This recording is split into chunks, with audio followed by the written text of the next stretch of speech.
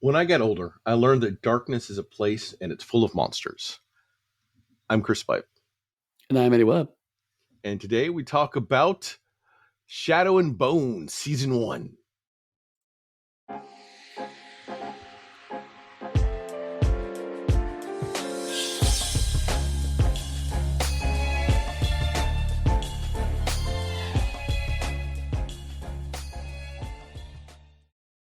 Good morning, afternoon, or any various time in the time stream. As I know that our listeners would not do this because they're too cool and say, hey, wait a second, this is not set in the medieval time period that Chris swore to us all these episodes would be. You'd be correct. But our listeners wouldn't be that kind of person to call me out like that. No, because as we did talk about both that A, fantasy is extremely hard to have clear lines on, and B, the definition we had, which was fantasy that has kind of a noirish edge where there's lots of complicated relationships and there's an edge of darkness there. Perhaps some of the earlier stuff didn't quite hit that mode, but certainly this one does. And you could be thinking, well, then why are they covering it? It could be because I remember bouncing off of Wheel of Time, and I was like, maybe we should go and try to end on and something that got good reviews and good ratings from people on the whole. And Oh yeah, mostly, Shadow and Bone was pretty well received. certainly. Without going too much into it right off the bat, watching Shadow and Bone was like, oh, right, that's what Wheel of Time was trying to do. There we go. That's the correct way to do this. Have you read this book series? No, I haven't. Although I understand it became a phenomenon very, very quickly. All right, I'm not straight up. I knew next to nothing about this show, this series. I even bounced off Shadow and Bone when I tried to watch it when it first came out. I got about 20 minutes of the first episode and I was like, this is probably not for me. Like, maybe I'll check it out later. And now we're about 3 years later. Right. So I did not go back. It did not incentivize me enough to go back and watch it. So I haven't seen it. I knew nothing about the books. In fact, I decided to do a little bit of research for you, our listeners, and my co-host. All right, I'm going to break down how this went for me, Chris. I'm always busy, but I find time to watch episodes, and I started watching these episodes 3 days before we were supposed to record. Wow, that's actually pretty thing. advanced. Yeah. Thank you. I watched the first full episode. I wrote up a Chris version of the read ahead synopsis that we're going to present. And then after I watched the other two last night, I said, wait a second. Why am I writing these up? If this show is so well received, it probably has a big fan base. And lo and behold, Shadow and Bone has a wiki, unlike that 1940s Sherlock Holmes that we covered that no one knew anything about. Yes. And so I took my write-ups and I put them aside and I copied and pasted their write-ups because as I was going through it, slight spoiler for the show if you haven't watched it, they keep bouncing from place to place. And I was like, I don't remember what that name is. Fuck that name. New place. I thought Eddie didn't want to have the word new place written and Chris makes some snarky joke about it. So it was going to be, I figured it was going to be just nothing but constantly going, which Ravka is this again? It's a respect for the fans. I went and I copied and pasted. I put them in. So I put all my cards up front. But what I did discover during that is that the writer actually went out and solicited an agent and got a deal and everything within 37 days for her book, for a 3-book series. Wow. Eddie, I want an agent. I got an agent. I got a book deal. 37 days, a little over a month. Honestly, all that tells me is you didn't need the agent. You could save yourself some agent's fee. Maybe, but 37 days. As a writer right now, I'm thinking. Ridiculous. That's ridiculous. It's been 37 years. I still don't have one. Right. I don't have an agent, actually. Maybe I should get one. True. When I popped out of the womb, I was already looking for an agent. I had like a laptop and a pen in hand saying, I'm ready to sign. Let's do it. Because I'm 38, Eddie. That was like the underline of that whole story. Yeah. See, I just chalked it up to the fantasy since we're in fantasy. And I was then interested enough that I went and I looked up the writer. Fascinating. Like she was born in Jerusalem, then grew up, Mhm. I think, in was it Los Angeles? Incredible, and then made this book series that was super phenomenally successful. Then published a bunch of books afterwards that were continually successful. I think she wrote it was either a Wonder Woman graphic novel or just a novel itself that was super successful. Bonkers crazy. Yeah, I yeah, and I did, yeah, some accidental research myself, primarily on, the lead actor, uh, because, it was bugging me. I thought I'd seen her somewhere before, and the answer was I was wrong. I had her confused with somebody else, but, Jessie Mei Lee, uh, I found out that, she originally turned down the role huh. of Lexi? Is that her name? Alana Alina. Starkov. Alina, sorry. She turned the role Lena because she thought it was gonna be, just diversity check boxing. Yeah, And then she actually read the script and realized, no, actually, uh, uh, the show has a strong take on people with ethnicities and how they're to present them and whatnot. Pretty much, the thing she was worried about is the thing that we saw in Wheel of Time, and she was worried about that, and the show convinced her otherwise, which I thought was a really good sign. Um, Particularly because, as I understand it, the role of Alina was in fact white, and that was changed for the television show. So it was changed not just to race race bend a character. It was, no, we're actually going to make some changes to the material to address this point. yeah, much like the Bridgerton effect. Right. Mhm. Because I didn't know if you were going to put that out, but I read that the books had that difference than the actual TV show, Mhm. which I'm curious now what the author had said because I remember the Bridgerton author and her comments were not necessarily the best regarding that aspect. Really? It was I'm trying to remember exactly because I don't want to misquote her, but it was essentially it wasn't they didn't exist referring to black and other marginalized people back then, but I didn't want to have to deal with that. I wanted to present a happier world, something Oh. along those lines. Oh. Damn. Uh, And I did not look up whether, the author, Bardoga, Bardugo? you're asking me for pronunciation? Is Yeah, that I what know, we've come to now? what am I thinking here? I didn't look up her response to it was, but it seems like she was, executive producer on the show, which can mean nothing, right? As we Yeah, talked about real time, Brandon Sanderson was the executive producer of the show. He basically had to look at scripts and made some notes, and that was pretty much it. So, doesn't mean anything, but, it seems like she was pretty happy. I would like to think they're positive because in the later books, the I think it was like the duo of crows, which I guess I'm gonna tip my hand early. I like the crows. Yeah, oh, Um, yeah. is that they were written to be more diverse. Mhm. So I think that was a course correction that she started making in the books. That's my assumption, having not read the books, but the little bit that I've read online. So I'm prefacing all of this with a baseline knowledge of 10%. Okay, and so as I understand it, Uh, there's 6 books in this there's 6 books in this world. The first season is not the first novel, but it is kind of the Crow books mixed in with the first novel, and then second season is the 3 of the other books. Am I remembering that right? I think they're 9 books. I Okay. think like sub books. The first one, the first season is supposed to be the first book, Shadow and Bone, and equivalently like a book zero of the Crow series because they pulled in the crows Okay. and introduced them into this. And they've started intermingling other characters from the other books into this where I think it would make sense. So Okay. populating the world with people that she didn't realize that she wanted to have, Right. which Be made it a better story, honestly. Yeah. I couldn't imagine seeing this without the very minor subplot of the crows. From the episodes we watched, they didn't do a whole lot, but their presence was noticeable.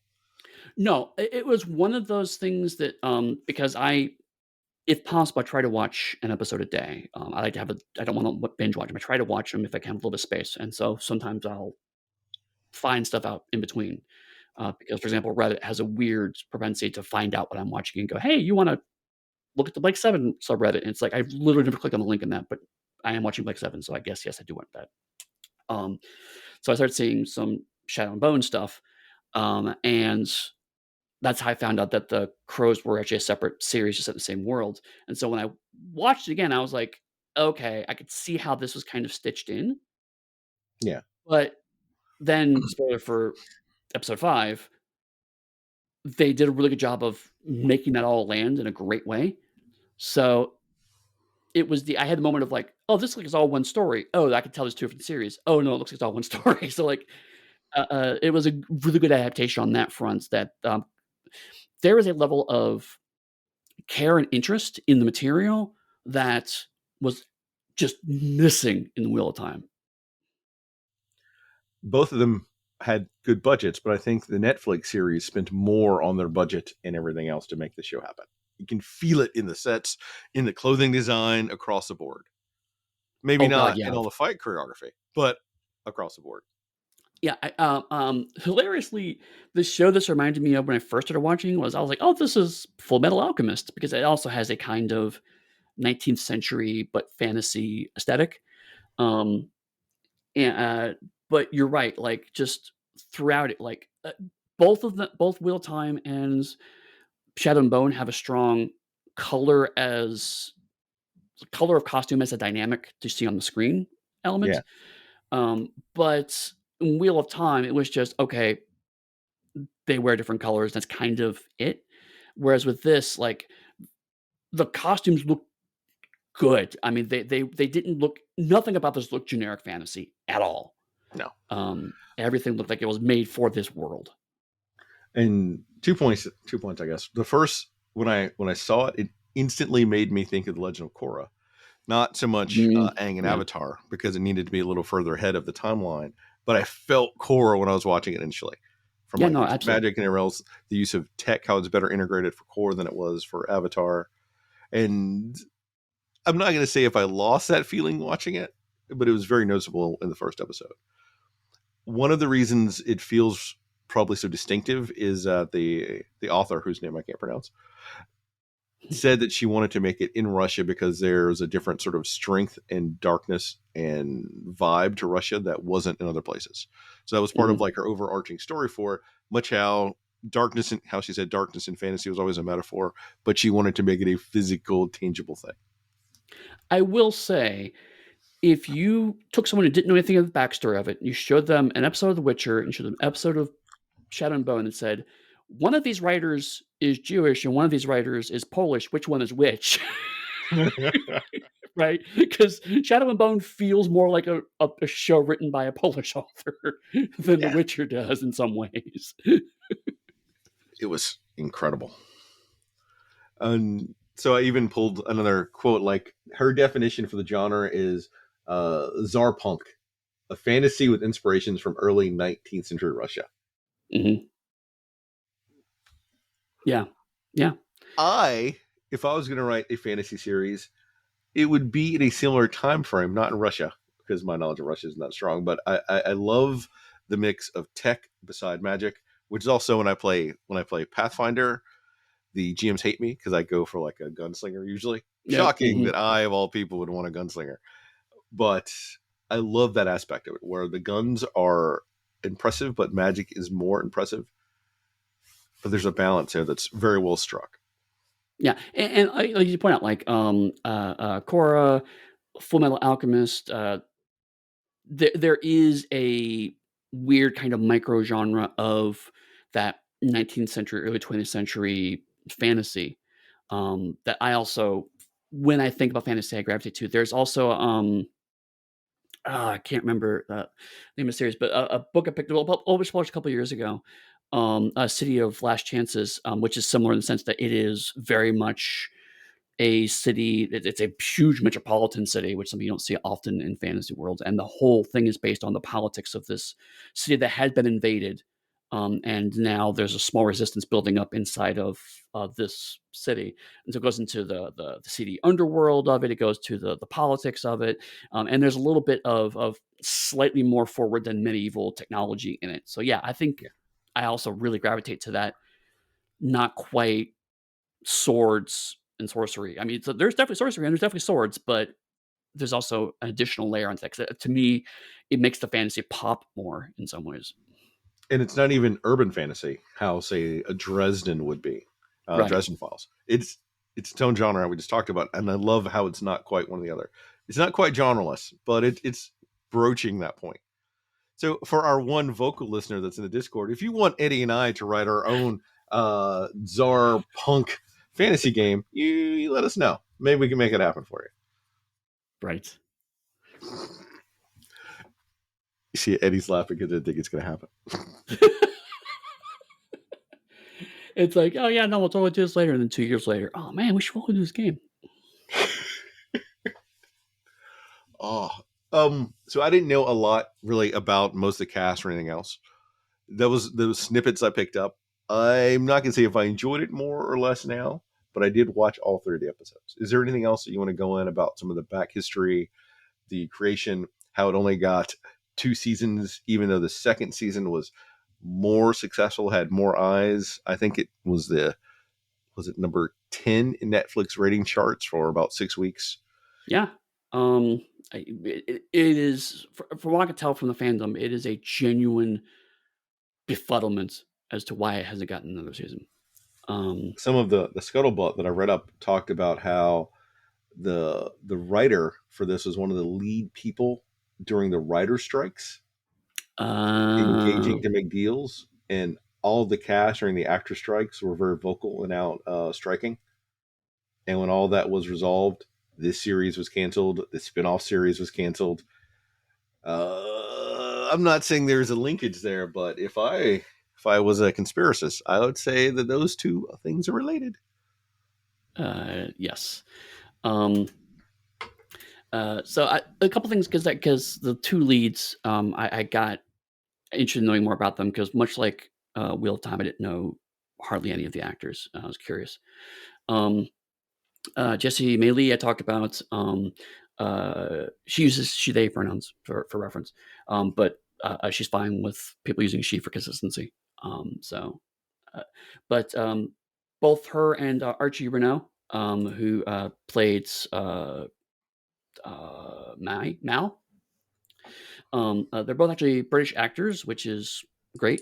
Um, uh, like Jesse is from Brighton, Archie is from Kingston upon Thames. Uh, they've both gone to drama school. Um, Jesse is her father was raised in Hong Kong, so she's white English mother and Chinese father. And Archie, his mother's side is Anglo Indian. So they for the two characters who were presented as mixed race, they actually got mixed race actors, and that was a layer that I thought was really, really strong. They didn't just get diverse actors; they specifically got people who have lived experience playing the kinds of roles that they were asked to play. I love that. And I thought that was really, really strong. And both of them have been very vocal about being appreciative of that casting. And both of them were also pretty well.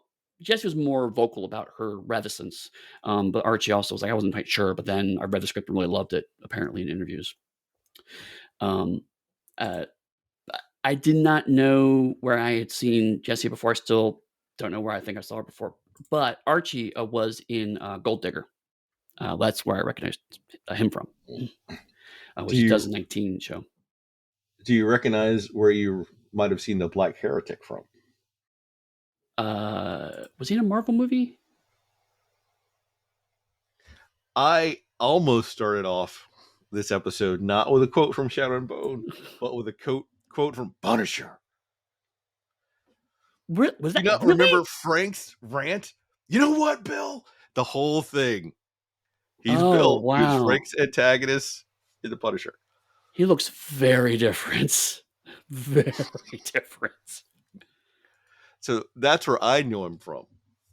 I also think that he Ben was Barnes, yeah, crap, wow. Prince Caspian in the Narnia stuff. Yes, right, I saw that one.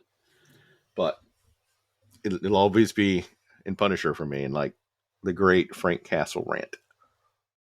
Right, and also, Uh, Kit Young, who plays one of the crows.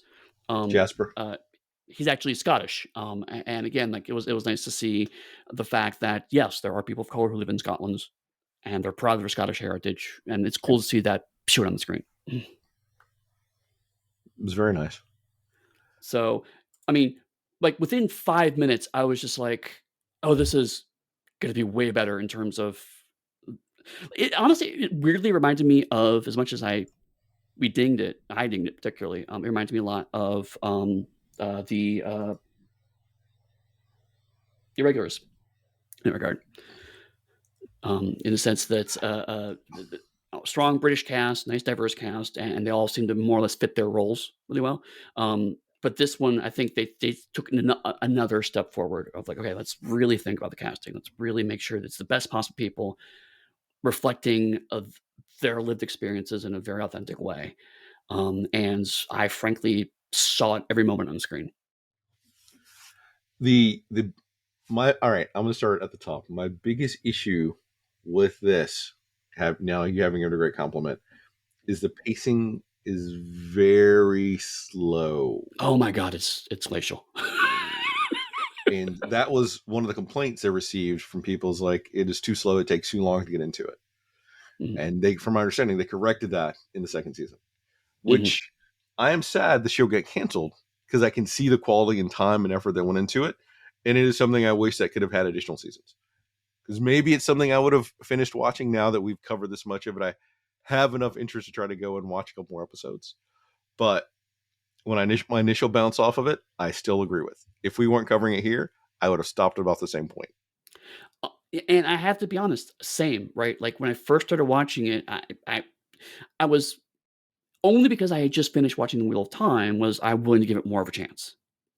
If I had just flipped through Netflix and found this, I probably would have bounced out in about 20 minutes. You're right, because it's like just it's an interesting hook, but then it just takes so long to build up. And then now that I've watched a few episodes, I understand why. There's a lot of groundwork needs to be built to make that happen. Um, but it's hard to beat, like The Witcher. Witcher just gets you right out there. And again, The Witcher was much more weird case of the week, but also ongoing plot line. That's kind of been Witcher continues to be my touchstone for how this kind of modern fantasy can pace it well, at least. Yeah. This is much more. You have to watch 3 episodes before the story really starts, and frankly, because we skipped 2 of them, that helped. Because I really feel like we didn't really miss a whole lot by skipping episodes 2 and 3. Now, because part of it is, as I said, I didn't know anything about the series, so I do what we usually do in situations like that. I go, what are the best? Rank these episodes, then what are the best episodes? Yep. Mhm. And episode one came up in every single, I looked, checked 6 of them, every single list I looked as the worst episode of the whole season. It was Wow. always number 8. And episode 4 generally came in about the middle, like almost in Mhm. every consistent list. Mhm. Episode 5 was either number 1 or number 2, only bouncing back and forth, I think, with episode 8. And honestly, that's pretty accurate to my perceptions as well. Which worked out well because when I do it, I generally try to find middle to great episodes. But as always, my stance is we need to watch the first episode to establish the Mhm. baseline of the series. And my thing is for any people that are making anything listening to us, you need to create something that hooks people right away. Yeah. There's too many options now for people to wait to find something that interests them. And that's a great thing that there's so many options. But at the same time, you as a creative need to go that extra mile to bring people in. Mhm. That's it. That's No, I completely agree. I mean, because again, like for all of the frustrations I have with The Witcher, that first episode is so goddamn strong. yeah. Even Game of Thrones, we didn't cover it, but the first episode of Game of Thrones does get you hooked. So I mean, you're right. I think frankly, the art of a strong pilot is getting lost in the modern streaming atmosphere. It's like, oh, all the episodes are going on anyway, so you don't have to have a strong first episode. You really do. And we'll move into the first episode now, kind of with this, unless Yeah, there's since we're something kind of else you talking want to about it. cover. No, let's Because go ahead. my first initial thought was the exposition dump up top Yeah. is it was too much. Like it's as a viewer, I'm maybe sitting down, I'm like getting ready for having my coffee, about to take a sip, and you're dumping 3 minutes of exposition at me before I'm really in the zone for the show. I'm not gonna. It's not off-putting, but it made me like restart the episode. Mm-hmm. So those, I think, those are my big negatives for the whole show. Look at that, Eddie. There we go. They're already done. Pretty much. All right. Alana Starkov is a cartographer in the First Army in the Kingdom of Rakvia. Feels like I'm watching The Witcher. She's working with her friend Mal, with whom she grew up in an orphanage after their parents were killed trying to cross a mysterious deadly fold. In Chris's notes, not this very nice synopsis they created, I make a joke about flashbacks and how much I fucking hate flashbacks. Rafia is at war with Farzia and Shimazim, who border them to the north and south. Though the fold is the only way out of eastern Rakvia, and it is a dark wasteland full of flying, murderous monsters, most of who pass through the fold end up dying. And I did cough at the names of the two places, somewhat for humor, but also because I would have pronounced them Farjida and Shuhan. Right. I think I got Shuhan right. The other one, not so much. So yeah, the beginning of this episode absolutely has what I like to refer to in fantasy, well, a lot of genres, but fantasy's worst proponent of it is the noun problem, which is we're going to throw a bunch of proper nouns at you with little to no context and expect you to care about them. I do Are you not. saying they Tolkien it? Yeah, yeah. Seriously. I mean, Tolkien is very bad about this. Um, uh, the only reason why I gave it a pass when I was first watching this, again, part of it was I was already a bit critical after Wheel of Time, but also a cartographer is not someone you see as a traditional protagonist. And I was like, okay, I that's loved it. I interesting. loved it so much. Because like every other show, it's been like this person who grew up as a farmer, or it's Conan, or it's the Beastmaster. It's like I was like some big hard men doing big hard things, and it's just like I draw maps. I'm like, okay, I am curious what's going to happen with your life because you draw maps. What does that do to you? You know? Did you just compare a farmer to Conan? I Barbarian, enslaved gladiator, farmer. Basically, they're basically the same. They're functionally equivalent. You so you're telling me Luke Skywalker before Yes, Force powers could yes. arm wrestle Conan because they're basically the I same thing. didn't say they're equivalent in strength. I said they're equivalent in interest. Really? As Eddie. in, I don't have much interest. Okay. Thank you, because we're about to like totally deviate from this whole thing. No, no, Let's no. talk about that. As in, these are the most cliche protagonist openings for fantasy, as a general rule. Farmer, they're a woodsman. They're in some kind of small village, or they're an escaped blah de blah from blah de blah. Um, and so having said, no, I'm an army cartographer. It's like, okay, yes, you info them stuff, but I genuinely don't care about any of that stuff. Tell me more about this army cartographer, which is the right instinct because Alina is the person we're going to follow. So Yeah. it's frustrating that the show had to. She gets muffled in all the exposition, which is a problem.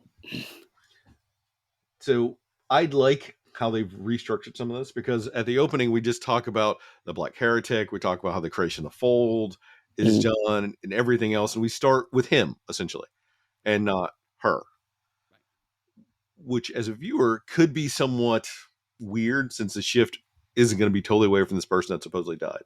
And if you Google it, the first picture that comes up all the time is Ben Barnes. Right. So Boop, boop. it's like So you're spoiler. expecting it to be Ben Barnes' show. Right. Mhm. Even though that's actually not. That's something that's getting revealed until episode 5. So It's a nice piece. And one of the things that I do want to do this one is some creative revisionism. And some of it'll be minor spoilers, but if you watch and you're listening to us, you'll know that in a later episode, we have a point where Alina recaps the actual history of the world that we yes. saw in the opening info dump. Mm-hmm. Then I don't understand the point of having the opening info dump there if we're going to recap it a couple times during the show. If they'd removed it from there, that would have added more mystery to the show, which would The have potentially only helped with some of their pacing. the only argument I have for it and it's a weak one because it could have been done better differently, is to establish to the audience that the fold, which is this weird ass chunk of darkness in the middle of the country, is a known quantity and not something that's weird and bizarre. I mean, it's weird and bizarre conceptually, but it is a known quantity to the people who live in this world. And so by having that info dump, they could establish, oh yeah, it's the fold. We know it's scary. We don't like it, but it's there and we know what it is. And that's why we have West and East Africa. But I also think that that could have been handled much more elegantly by just starting with Alina and then having some new recruit going, no, you're going the fold. Fold, don't you know the fold is the reason is because the Black Heretic did blah blah blah blah. I mean, they could have done it better. Yeah, because a lot of that is portrayed in the first 10 minutes when we get out of the flashback. They just needed to have someone say the Black Heretic, and that would have solved that whole thing. I'm thinking about the Honestly, pacing from yeah, how it honestly, slows you could have down. lopped that chunk off and probably lost damn near nothing. So that just goes to how much I enjoyed after having seen episode 5 to think about how it could have been improved throughout. Yep. And I think by cutting that would have elevated the show a good 5 or 10%. Right. All right. A side note: the darkness, the mobile darkness that we see in here, miles better than what we saw in Wheel of Time. Do you mean just people drawing a little in an etch-a-sketch and making it creep along the stone isn't doing it for you? No, because the actors all reacted to the darkness in ways that made sense and made me believe in the darkness more. Now, granted, this darkness is a central conceit of the show as opposed to one scene in one episode of Wheel of Time. So, I mean, I'm not absolutely comparing apples to apples here, but I was like, the last episode I saw of Wheel of Time, and this was the first episode I saw of this, and it was hard to not make a comparison. How did you like the flashback to them as kids? It's just general. I mean, again, like I don't like them. I particularly don't like them as the start of it because a flashback to tell me stuff with no context just tells me none of this matters, right? It or if you're going to do that, start with something strong immediately afterwards, like Star Wars. Star Wars, technically, all of Star Wars movies do this. They have the scroll at the beginning to give you context, but then they start with strong action. Yeah. Um, and this almost does that because, again, being presented with an army cartographer is just a left field choice. And so that, okay, if you're just strong character, I get that. But then, like you said, they go back into more or less saying the same shit they just said in the recap. We don't understand all of the context. If you drop that thing off, we as the audience wouldn't understand the context of the words they're throwing around, but we're at least interested in these characters. And also, moving ahead very slightly, the fact that Mao and Alina are not liked by the members of the army means that we're willing to accept the recap with a strong dose of these characters are interesting and I want to follow them, as opposed to front ending it with noun, noun, noun, noun, noun, noun, noun. Yeah. Cool. Alina and Mao are thrilled when their companies are merged because it means they can spend more time together. However, Mao is assigned a position on a mission through the Fold to retrieve supplies from West Rakhvia. Both Mao and Alina know this likely means certain death, but he promises to return. Alina is furious and desperate at the thought of losing her best friend. In order to join the passage with him, she burns several maps depicting the opposite side of the Fold. And when her commanding officer asks who did it, she says she doesn't know, but volunteers to go on the mission to help redraw them. They send Alina on the mission along with the rest of her cartographer group. The first army members include Alina and Mao boarding the sand skiff along with a few Grissa, who are magic users of this world from the Second Army. They begin the voyage in the dark, but suddenly the one light they kept on the boat goes out, which I think is interesting because they have the light they have on is a blue one that is kept low versus a normal light. And we have one of the new people from Alina's group, I want to point out, is one of those people, lights a normal lantern. Yep. One soldier lights a different lantern, which grabs the attention of the Volcra, who swoop in to attack. They kill most of the soldiers on board. Alexei, a fellow cartographer, jumps overboard to try to escape. A Volcra grabs Mal, and Lena shoots it to save him. but Mal is wounded and expecting to die, whispers, "I'll meet you in the meadow." Another Volkov picks up Alina, and a burst of light shines from her through the fold. Meanwhile, Alexei makes his way through the fold to Nobriska and collapses at the dock. Eddy laughs from my bad pronunciations. It's fun for me to see his smile just emerge on the corner of my eye as I'm reading. Novokribirsk. Sure. Yeah, So no. that was a lot that I covered. It was.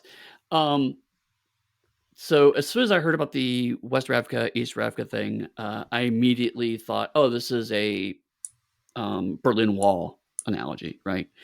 Yeah. It turns out it's actually way more interesting than that, but it has the same idea of West and East Ravka are functionally different countries now. There's this fold that's been around long enough that they have gone in different directions and become different entities to the point where at least East Ravka does not know what West Ravka entirely looks like because they need maps for that. And so like, okay, I'm digging all of this. You know, I'm really liking all of this, and the fact that Mal and Alina are friends, maybe romantically involved. That's a little unclear. But you know, just like, I'm burn maps. Like, oh man, I don't know what happened to these maps, but sure would be cool if a photographer could go over there and make more maps, wouldn't it? And it's like, cool, I'm into this. They're spunky, they're a little stupid, but they're competent, and they immediately show they're competent because they don't like they light the right lantern. And so it's like, oh no, this guy who's stupid got killed. We're smarter than that, which is great. I like having competent protagonists that still make slightly dumb decisions because that makes the plot go forward. And so I'm like, no, this is really good. This is a really sweet spot. But to your point, uh, they throw a bunch of nouns here in this place as well, but also it doesn't matter as much. Like, oh no, the Volkrov attacked, and then we see a shadow monster. Cool. I know Volkrov means shadow monster. I don't need you to tell me that. I didn't need you to tell me that earlier, right? Well, so part of it is the synopsis is very succinct, unlike my rambling ones. They do mention the Volcra earlier before we know what they are, when they're leading to what the fold is. That's why we also learn of Alina's parents being killed in the fold, and the fold has a lot of mystery encapsulated around it. But we get snippets of the relationship between Mal and Alina, who, when Mal introduces her to his friends there, that's his little buddy, is how he's referred. So there's a sign that Alina may have romantic interest in Mal, but then it has a thing where Mal doesn't necessarily have romantic interest in her, or at least not that he's not playing on. Right. But you're right. I mean, like, you know, he mentions like, you know, family taken by the Volcra. And it's like, what the hell's that? And then later it's like within a few minutes, we see a Volcra and people say, oh, it's a Volcra. So it's like, I mean, that's a better way to get this information in. The only piece that we didn't talk about earlier that the recap does need to see, which to make this scene work, is when Alina has a light burst out, because you have to establish who the Sun Summoner is before she has that moment to. Oh, I guess she's a Sun Summoner. Um, but again, I think it could be done better. What I did like though is that um, as slow as the introduction is, it does go, okay, this is going to be, I guess, a dire, grim war story. And so we're going to follow these two young cadets who even people, other soldiers in the army hate them, and they're not quite sure whether they're for it, but they're really competent, and so they're going to get into weird scrapes. And then one of the characters that is just a mere cartographer turns out to be basically Jesus as far as this world's The concerned. chosen one. Right. She's the chosen one. And it's just like, oh, that's a twist. But it's like, so it's still the fantasy chosen one narrative, right? But because they did the setup differently, if I knew there was a chosen one narrative, I would have assumed it was Mal. Yeah. But it's Alina. It's like, okay, that's interesting.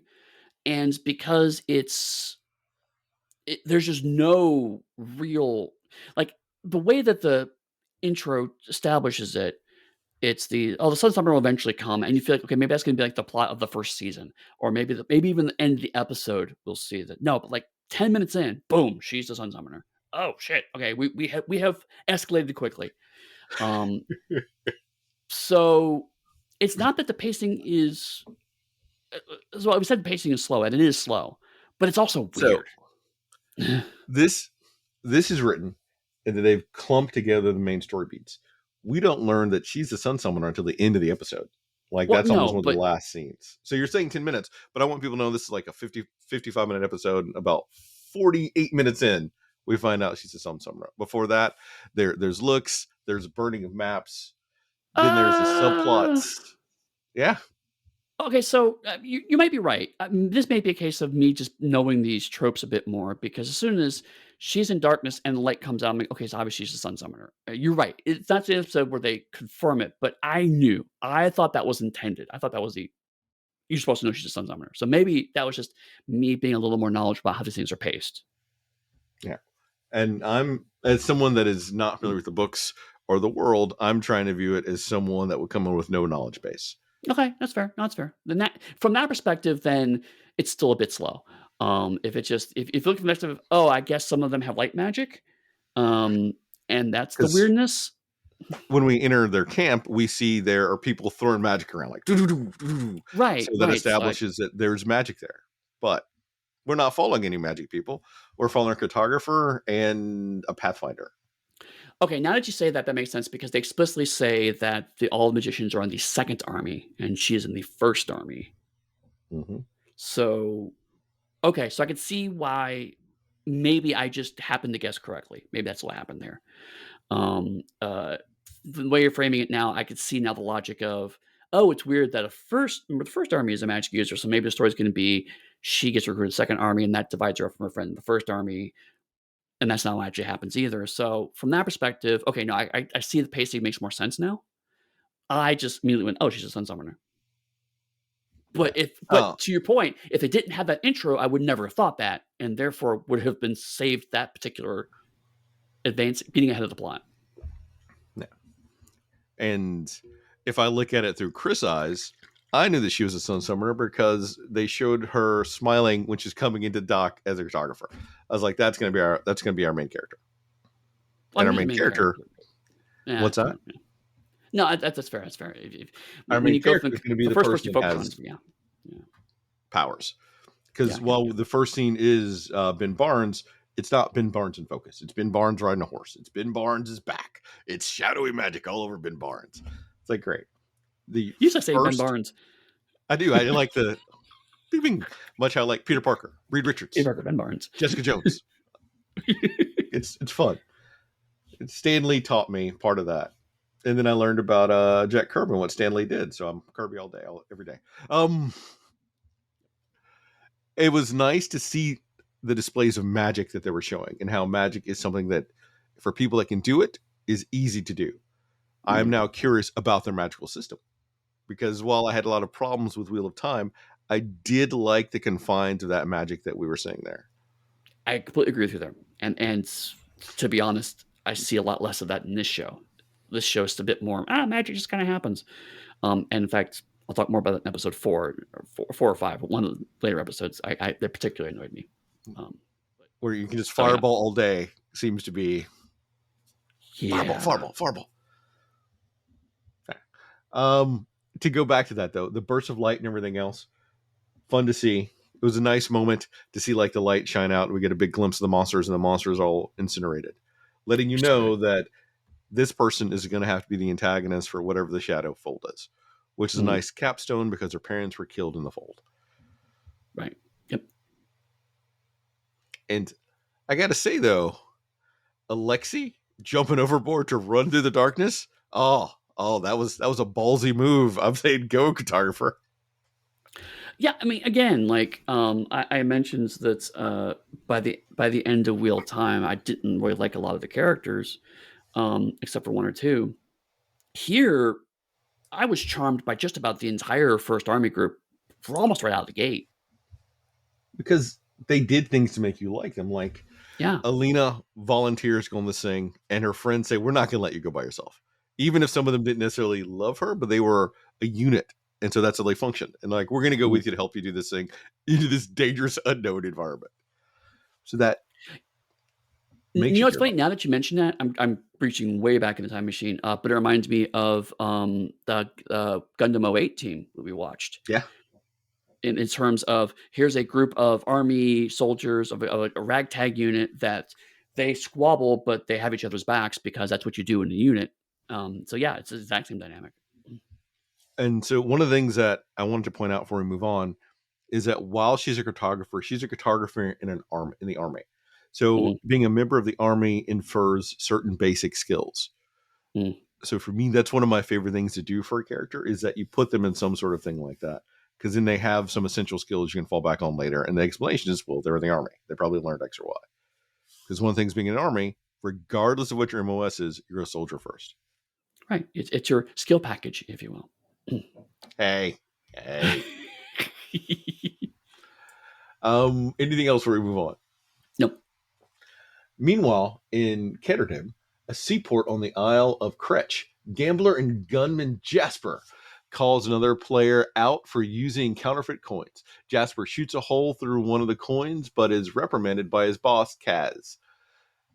Inja tells Kaz about a job from a wealthy merchant named Dresden, who is looking for a crew to cross through the fold and bring back something from the other side for 1,000,000 Krug. She tells him Dresden is taking meetings about the job starting at midnight that night, and she watches as a merchant took someone mysterious back to his home. They learn that Dresden is looking for a heart renderer, but they must hurry to get one before Pekka, a rival crime lord in the barrel. How you like all those words? There's a whole bunch of nouns, but again, like this is way better about it because, and I was like, okay, I'm kind of in this fantasy show. It's a little uneven, but I'm into this. And then the show takes a hard turn to basically being fantasy Peaky Blinders, and I'm like, I'm fucking in. I am fucking in because I love the crows so much. I already tipped my hand. They're my favorite part of this. I don't Yes. know why I would love a black cheeky gunslinger. Oh no. I can possibly see that. Oh god, Jesper's so good. Oh man, and Neige is so good too. I mean, they're all just Kaz is great. And then like they bring in Pekka Rollins, and it's like, oh look, it's the East London Hood. I know this archetype. I know this stereotype. I know where we're going with this story, and I'm here for it because the whole time I'm watching this, I'm like going, did someone play Blades of the Dark and really want to make this show? For me, for Inja, when I was watching it, I was thinking, finally, someone made a show where the acrobat from the D&D cartoon is one of the most kick-ass people in the series. Yeah, yeah. Phenomenal, love it, hands down. And she has a, it's not monotone, but she has a very dry delivery that's, she's not emotionless. She's just over everyone's bullshit, and I love it. Plus, something that between Alina and Inej, uh, like most television shows, specifically like most Netflix shows, there's a lot of very pretty people. That's just pretty people get cast in these kinds of shows. I get it, but all of the women we've seen thus far are attractive, but they're in no way sexualized. Down to their outfits, right? Their outfits make sense for the character. Like, Alina wears the same uniform everybody else does, right? Yeah. Inej is a different flavor of criminal badass in her outfit, but she's not sexualized. Her boobs aren't hanging out. She's wearing some tight clothing, but it's specifically because she is an acrobat and needs to have non-restrictive clothing, not because to show herself off necessarily. And that is a trend I love throughout this whole show is that there's lots of beautiful costumery that show off all the actors well, but isn't necessarily, oh, and the women have to show their cleavage and the men have to show their legs or whatever. It's all attractive to the actor themselves and what they want to portray, not necessarily to titillate the audience. Eddie, there are a lot of people right now that would be very upset if Henry Cavill was in this and he didn't show his chest. That's all I'm going to tell you about Sure. that point there. I So mean, to be fair, we have seen a dramatic drop off of half naked men in our fantasy run, and I'm not here for that, right? But I do appreciate when women are still allowed to be feminine and attractive without them making that their entire character or a large part of their character. And so yeah, we have lots of attractive women here who some of them even know they're and I just know she's attractive, right? Um, but she's not, you know, Black Cat from Spider-Man kind of slinking everywhere, you know? 100% agree. But at the same time, I got to tell you that growing up as a young child reading Spider-Man comics, Eddie, Black Cat was one of the highlights when I encountered her in the Spider-Man comic. I'm just saying there are young people who have watched this show who are probably having very similar thoughts about Inej, and I think that's okay. Yes, 100% agree. I had to agree, but then I had to make my Black Cat joke because Black Right. Cat. It was the other thing though when they dropped the word heart, like the heart renderer here. Mhm. It wasn't over the top how it was for everything else up to this point Yep. because they had the group, they were having banter dynamics, and they dropped like one in-world word versus at the start in-world word, Aragorn, son of Arathorn. You are Gandalf with Glamdrain, and on and on and on. It was a nice Right. break of that. But you made the gunslinger joke, and I think that's part of the reason why the scene works very well is because they're playing a weird card game with weird cards and weird money and weird guns. But you know this scene. It is the Western gambling scene where one guy's cheating. We all know it's a classic scene. And again, Pekka is the classic, granted British trope as opposed to the Western trope, but still, it's an archetype we recognize. So this scene is strong use of archetypes. So when the fantasy elements get levied in, we have a structure to clip them to. I don't know what a Kruger is. I don't know if a million is a lot or not a lot, but the point is, it doesn't matter. The word million tells you, and how people react to that word tells you this is a lot of money, and Kruger is money. I get that. They get a heart render. It sounds like it's a person, probably magic person, because that's what this kind of show this is. But I don't need to know anymore. They need this person for reasons, probably for a heist, and I want to see a heist, so I'm on board. Oh, love it. Good crew, a crew of three with almost all the skills they need. It was a nice thing to see. Mhm. Anything else before we move on to the last beat for this episode? Nope, let's get through this. The crows deliver Dresden a heart render. Melina. Before anyone else. The prisoner Dresden has taken is Alexei, the cartographer, and Alina's friend. Melina is able to help Alexei overcome his trauma and talk about what he saw on the sand skiff during the attack. It was a sun summoner destroying the monsters and emitting the light. A sun summoner is rumored to be capable of destroying the fold. Dresden kills Alexei, wanting to keep the knowledge about Alina to himself. He tells the crows that they have the job if they can figure a way across the fold by sunrise. If they don't, he'll give the job to Pekka.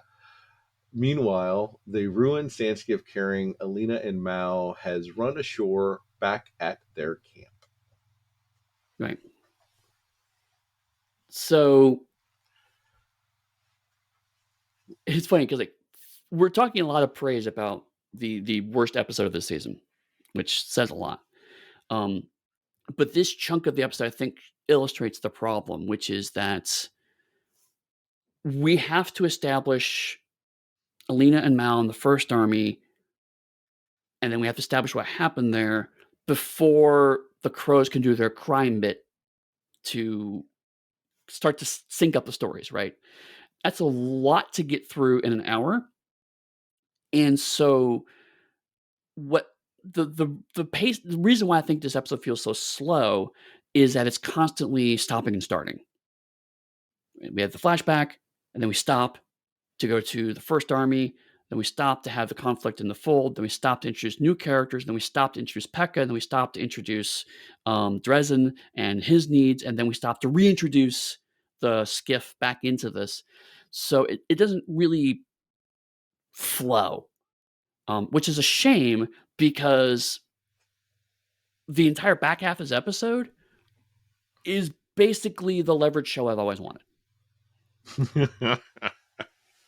And I feel like if this we talked before how to reorganize this. I feel like if you had started with the crows, which sets a bad precedent because it implies the crows are our protagonists. So I could see already why this is a not a great way of painting it. But if you started with the crows, you get to Dresden, and Dresden says, "I need you to get a skiff. Here's what happens," and then we flash back to all of the stuff that we started the episode with. I think it would have flowed a lot better. They're already using Not perfect. flashbacks. I know, So but there are multiple flashbacks throughout this episode. And if they're already using flashbacks, one large flashback through, I think would have been better. right, But then we would have lost the opening camera shot of Alina with her big gleeful smile and everything else, right, establishing right. her as a main character. Yeah, and like I said, because if you do it this way, I recognize that we're telling the audience the crows are your protagonists. That's not true. They are unfortunately supporting characters. So I see why they did it this way. I understand the logic of it, but you're right. I can also see why. Sadly, I think how many people bounced off this show versus stayed on probably, or did you get to the scene with the crows, frankly, because they bring such energy into the episode. And then it feels like a different show, frankly. Would it have been better than if they'd started with Alina's parents being attacked and killed in the fold? Since they're going to start the flashback anyway, you start the flashback of her Mm, parents, and then we transition to her. That would establish her right away as a main character, but that would have had a bit of an action beat, and then we would have had Alina, who within the first 15 minutes mentions her parents being killed in the fold, and you could have linked it immediately back to that, which would have given more sympathy for the character and curious about her as a person. right. The other option is to go the opposite route and cut faster between them. It's like do the flashback with Alina, do a small bit with the crows to establish them, then do Alina in the military, then cut back to the crows getting caught for the job, and then having both of those kind of cut back and forth until you see them getting lost in the fold, then you cut to Dresden saying, "I need you to get something from the fold," like, make that a little Yeah. more urgent. That may have also solved this problem, but the problem is that there's just large chunks that kinda just start and stop, start and stop, start and stop. This whole thing feels like it's a slog when it's not. It's actually pretty high energy for a large chunk of the episode, but it doesn't feel that way. I see that. Anything else before we move on to the next one? No, I'm gonna move on. Episode 4 of season 1. In order to get an invitation to the Little Palace so that he can reunite with Alina, Mal agrees to a mission to search for the Morzak stag, a mystical creature said to be a powerful amplifier for the Grissa, based on a drawing that he believes that Alina had made. Mal, Dubrov, and Michael track the stag into the Fraser territory where they're ambushed at night. Mal is shot by a fucking. All right, the fight scene here was not great. No. That was one of my things when I mentioned fighting earlier. But when they broke out the machine gun to see the bullets fly, so I was happy to see guns before Eddie. But seeing a machine gun that was like do do do do do do do do in this setting, and one of the army people had a bow, the level of tech they showed for disparagement was astonishing, which makes you think that resources are probably somewhat limited, so they may not have a lot of bullets, but they're going to use bullets to take these guys out. Here, nice touch. Mhm. Mal shot, both his friends are killed.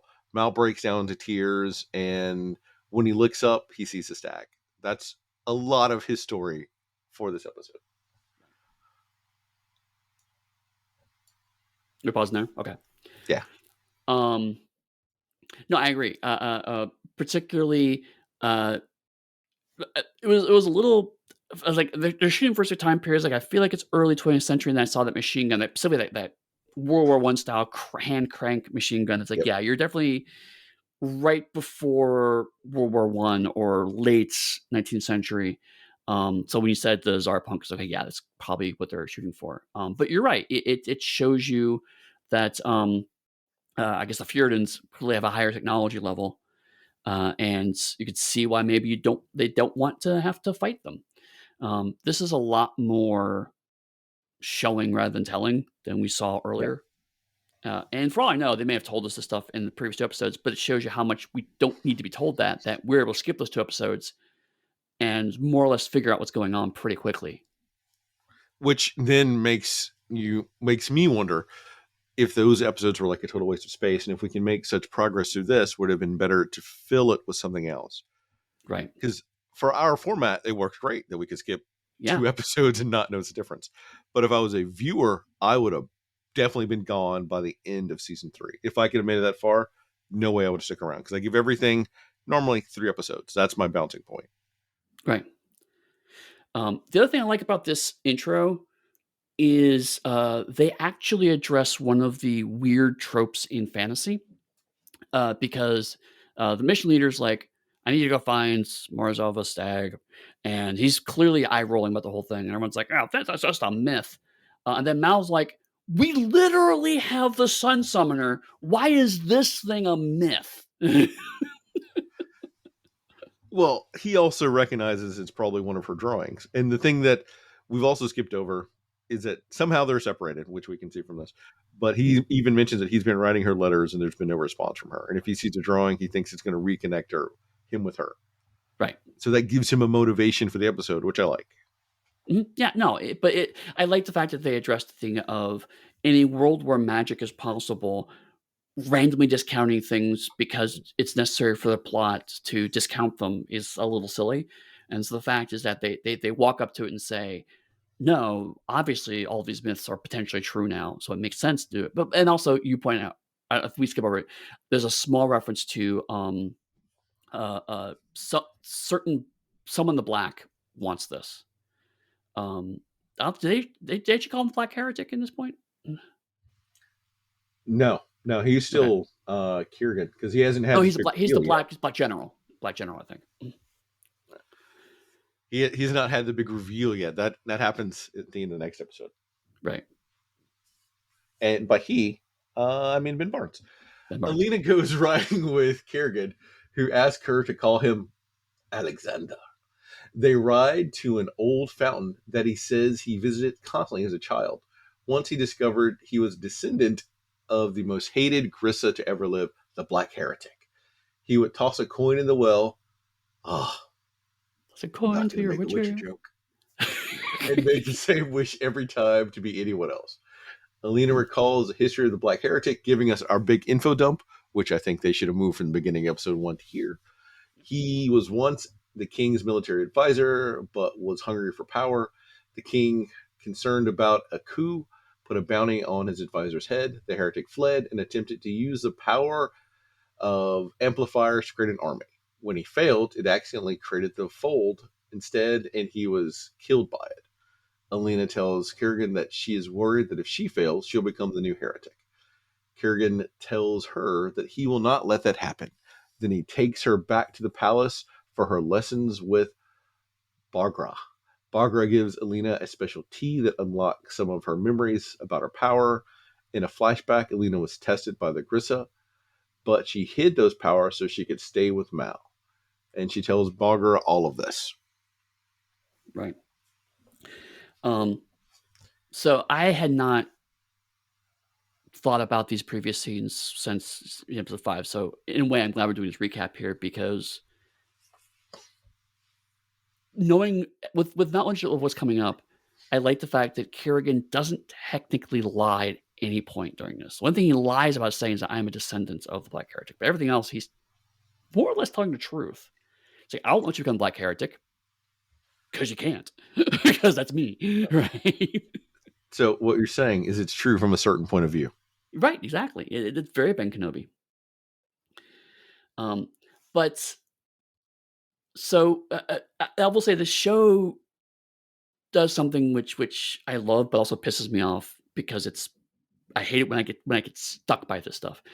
He wears all black. He's known as the Black General, and he's clearly trying to seduce her. I'm like, you're the bad guy. Throughout the course of this episode, Alexander wins me over. I'm like, okay, maybe he just likes black. Maybe I'm just judging him too harshly. It is slimming. It is, right? And he does a good job of the playing the loner who has power, very romantic fantasy archetype that a lot of women get attracted to.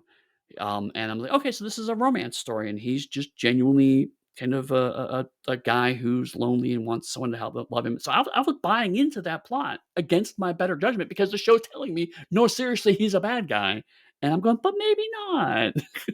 This is when I knew that our Lord Byron here was a black heretic. Like he I, tries to get her to wear black because there's a scene with her mhm. assistant hair maker. I don't know That's really about what to right. call Yeah, her, but yeah. she's pretty.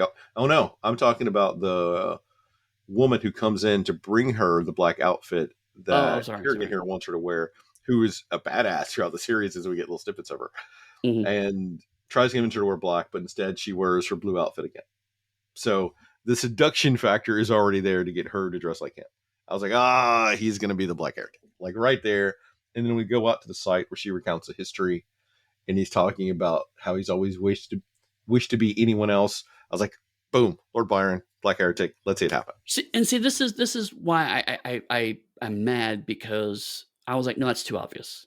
It can't be this obvious. The show played this card too fast, so it's got to be somebody else. And then the show went most of this episode and a good chunk of the next episode kind of just letting that card sit there. It's like, okay, they're going somewhere else with this, and then they don't. It's like, nope, we told you. Why did you not believe there was a black heretic? It was pretty obvious it was a black heretic. I'm like, I know it was. That's why I'm so mad. It's only 8 episodes for the season, and I'm assuming people would have been bored by episodes 2 and 3.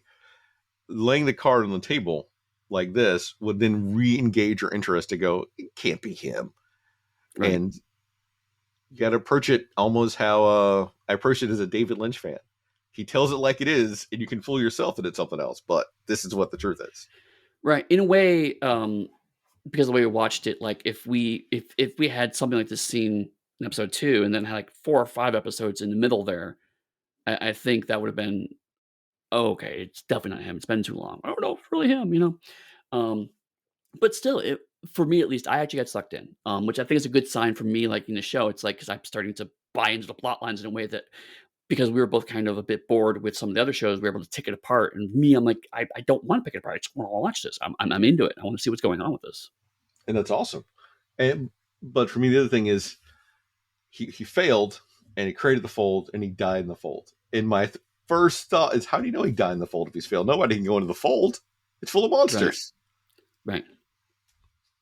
So Because of monsters. assumptions about things that can't have any verifiable proof for. All these are like Chris box tick, Chris box tick, Chris box tick. Right.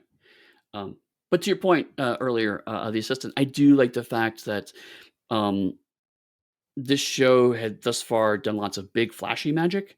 The fact it has small magic, like, yeah, of course, women would use cosmetic magic like we use makeup. And it's like her just running her finger over the lips and having the lips change color and, messing with the eyebrows. It was nice to show that magic is so normalized that it has mundane uses and it's small little ways to kind of establish that make the world feel more magical. Like you can have big fireballs all you want to, but having those little things actually make the world feel more magical. You say can have them all they want. I remember a Conan show that could barely do alchemist fire would love to have a fireball. Fair Anything enough. else before we go on? No, I think we're done. That night, she wanders the palace and goes to see Kerrigan. They talk about the map. He is studying an uprising in West Rockvia, led by General Kelzaltan. He starts Mm. to spiral, saying that the coffers have run dry and the Rothkians are now turning against the Grisha as the king once did. Elena reaches out to him and touches his wrists, flooding the room with a burst of light. You're not alone, she tells him. To which he responds, I've been waiting a long time for you. He brushes a few strays of hair from her face, and they almost kiss. But she says she has to go. The next day, Elena asks if there are any letters for her, and is disappointed to not see anything from Mal. Mentally, Elena leaves Mal behind and goes to Bagra, where she shows her powers in full force. And honestly, there's a there's a bit here where like we've been talking about how the show's paced oddly, and this is another kind of example of it because um one of the scenes that we kind of glossed over is the fact that we during this we cut to a flashback again of Mal and Lena playing as kids, and they both end up getting their palms cut. And so they "Oh, look, we match." And it's very clear that, he cares a lot from her from that. But they both have these kind of moon scars on their palms. And then we cut to her saying, "I need you to remove this scar from my palm." And it's a great moment. It's a great way of showing rather than telling that she's gonna stop waiting for Mal because he's not writing her, and she's gonna start focusing on Alexander. Um, if that had been seeded in an earlier episode, that would have been completely lost to me. So I was glad that they actually put it in this episode so that I understood the context for it. But why couldn't they have done that with other things in the show, right? Uh, so I've given a lot of praise. I'm thinking, Eddie, if you're in a war, how reliable is your postal system? Clearly very reliable. And if you're in someone else's palace, what makes you think? So this is where I was starting to get a little logical at this point. I still have a lot of praise, but there are certain beats they're making the character take that don't make sense for someone that's lived in this world for me. Um, I will say I agree with half of that. Um, Mal not getting letters from Alina, I feel like he should not be as worried about Alina as he appears to be. Because you're right, you're in the middle of a war zone, dude. How are you going to get like your mail? How are you going to get your food, let alone your mail, right? And so having been a soldier, and mail is one of your most important things in modern day, much less fantasy times. Maybe magic teleports mail, but Right, it is not reliable, and it will be really spaced out. And it seems the amount of time they've not been together is not great. So right, some of this feels very compressed and rushed. right. On Alina's front, we don't know how they separated, so I'll put that out there. If she knows that he's in the army still, then yes, I agree. She shouldn't be worried about it because, like, dude may not have time to write you. He may be doing fold stuff. If she doesn't know that he's still in the army, then I'm a little more sympathetic to her being worried about it, because she does come across as a bit naive about people. Hence the falling in love with Alexander thing. So her thinking, "Hey, maybe they're censoring her mail," I don't think it would naturally occur to her. Okay. I really want to agree with you. Mm, I will give two things. First, I will say part of my issue is I think in the books these characters were about a decade younger, so it makes sense. So if she's okay, 17 or so, that would make more sense. Much like Game of Thrones, they aged up these characters. okay. But taking the show on its face, for me, that's a little bit problematic because if she didn't know he was in the armory where he was, she couldn't write him letters. And she's been writing him letters too. So Okay, she no, that's has to fair. know his location to be able to write them. That's fair. And if she didn't know his location, then she should probably fall more in the Buttercup lane of being worried about Wesley because Wesley could be dead. So, but like, I will give the show a bit of credit in the sense that when around the time that she's going, I haven't heard from Mal. Mal, when we do his narration voiceover for his letters, he constantly reiterates, "I'm not sure when I'll be able to send this. I don't know if I'll even get this to you. I'm not even sure why I'm writing this because I'm probably going to see you." So we as the audience could interpret that as Mal has not gotten a chance to post these, and that's why she has not gotten the letters. So we're not necessarily going towards interference by Alexander's people. But now that we've seen episode 5, that's absolutely what's happening here. Her letters are just getting censored because he wants to cut him. He wants to cut her off from Mal. That is very clear. Yeah. But not clear at the moment is more what I'm saying. But I see your point. It does smack of plot contrivance a bit. So we can get our love story. Right. And if they were younger, it would make more sense because there's a level of maturity that she wouldn't have that is being somewhat reflected by the great acting. Right. So there's that weird disparity for me. Anything I else think before we move on? I was just saying the only thing I was saying is like I think for me, the acting is what got me to overlook that, frankly. Because again, with some of the other shows, I had nothing else to look at, so I was also like you finding all these nitpicks. For me, at the moment, I was just like, "That sucks. I feel bad for you, Alina," because I'm so because her reactions are not they feel very real. They're not overwrought, they're not melodramatic, like, "Oh, no, why is he writing me?" It's just little kind of like, "Any mail? No?" And then she just squares her shoulders and walks off, you know? It's small things, but we still get every beat of what is inside of her head, even though it's not being told to us. So I do the actors really just swept me away, and so I missed that beat, frankly. Well, part of it is for me, it's a lived experience. Having like been over there waiting for mail, desperate like that, Fair, because I it can see keeps that. you a lifeline. Mhm.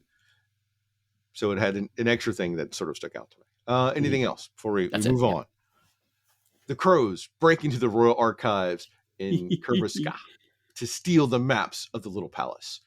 Kaz pretends to be a sculptor who needs the dimensions of the entrance to ensure his creation fits.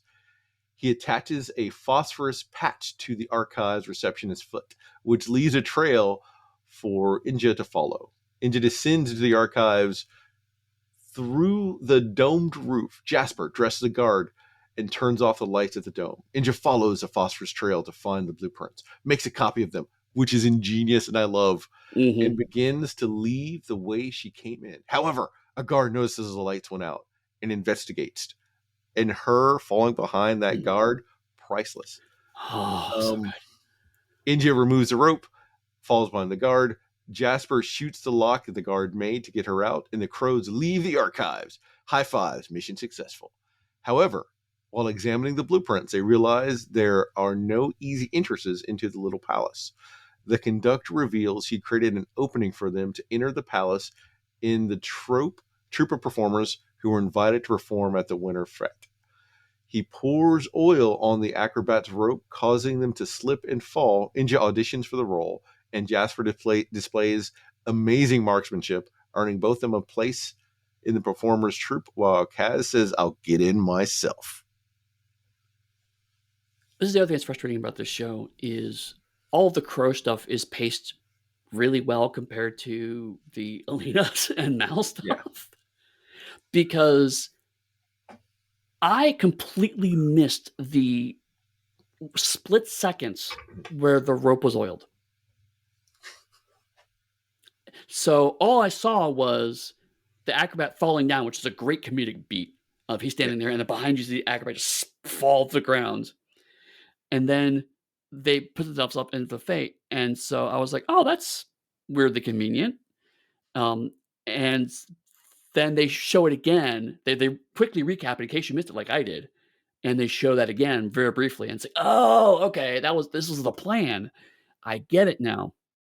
But it was frankly it's paced like a heist film. It's high energy. Again, the Inej just standing behind the guard and constantly stepping whenever he turns is beautiful show don't tell. Um, and it's you're right. It's just 3 people who are damn good at their jobs, doing it well. There's a couple of minor bumps because it's a heist film. It wouldn't be a heist film. There were a couple of minor bumps, but they more or less successfully. I also liked how uh, Kaz works in some world building by saying, "Hey, make sure that when you spray it, you don't move it." And she's like, "I know how to do my job, right?" So it feels like natural bickering of them, but also telling the audience this is how this is being accomplished. Yeah. Again, that's a good way to get exposition in, is doing it through character beats. Okay. For these three, what system do you see them doing all these shenanigans in if it was an RPG? I mean, the obvious one's going like I mentioned before, which is Blades in the Dark, because Blades in the Dark is literally a game about doing heists in a fantasy world. So I mean, like that's the pretty obvious one. But also I mean, I've written heist rules, and so in my for Trinity Continuum specifically, and so like as they're doing it, it's like, oh yeah, this is they're building heat in this point, and they're spending their security to buy off this complication. So I mean, I see the heist almost playing out in my head for story path system because I've written these rules. So it's like, oh yeah, that's exactly yeah, that's how it's supposed to work. That's awesome. And again, the classic thing of they explain the plan as they're going through the plan rather than doing let's talk through the plan and then implement it. It's the no, you get the narration of, and then you're going to go over here, and then we actually see them doing it. That's just perfect. I would have watched the Crow spinoff show in a Yes, heartbeat God, yes, because that would have been exceptional if it followed that same pacing. Oh, yes. and for us, we finally get an introduction to whoever this conductor is, like this brand new character to show Hmm. up because he was in the first episode. And we're now in episode 4, so it's like a new member of their team. Anything else? Move on.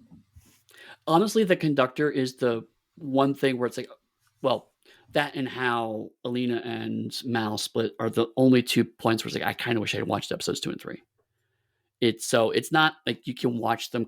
You can't skip those episodes consequence free, but it's damning with faint praise that it's only those 2 things. Like, where does this guy come from, and why are these 2 split up? It's pretty much all you need to know, and that could have been summarized with like 10 minutes of episode. So You give it 10 minutes. I give it like maybe.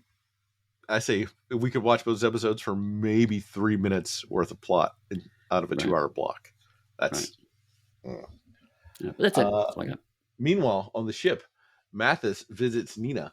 He offers her food in exchange for answers, but they end up asking each other questions and answering nothing. Mathis asks her to tell him about the man she serves, Kirgan, and she assumes he only gave her food to betray her people. However, he gives her the food anyway, though when he insults Nina, she spits it back in his face. Later, the ship sails into a storm, and the captain orders Mathis to kill all of the prisoners if it gets rough. Mathis argues that the prisoners are due to stand trial. He looks at Nina and considers sparing her. End of episode. No idea.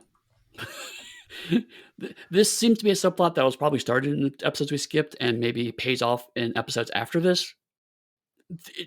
Just like it comes out of nowhere. It's like, who? What? Huh? He's torturing his woman. She's okay. But all that said, again, props to the show. Um, it is all too common that when you have a female prisoner like this being tormented by a male interrogator, to heavily sexualize the woman's suffering, and they don't really do that here.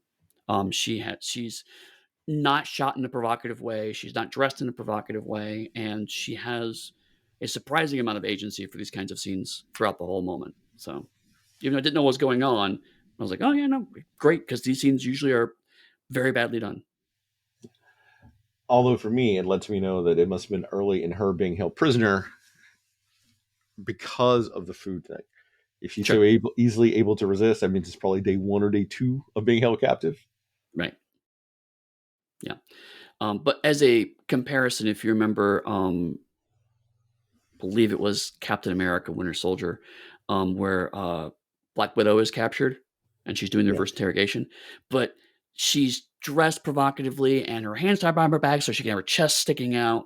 And so, granted, the character at that point in time is intending to try to lure them false sense of security to get information out of them. So, like, there's a reason for it, but still, that is a very heavily sexualized torture scene. This is very much not that. That was the Avengers. Was it the And Avengers? I don't remember which one it was. They all blur together after a while. well, the character is also meant to like use her sexuality as a weapon, but also part of that is because it was shot and made by a certain director who Right. should not be named. Right. No, totally. I mean, but that's even with the knowledge of that's what the script requires. Yes, a man who's approaching this in a very heavily sexualized way shoots a certain way. This is shot by a different team in a different way, and this does not reduce the woman to being a sex object. And I can tell that because I had no context for these 2 characters, and I still didn't feel that, which is a really impressive. Yeah.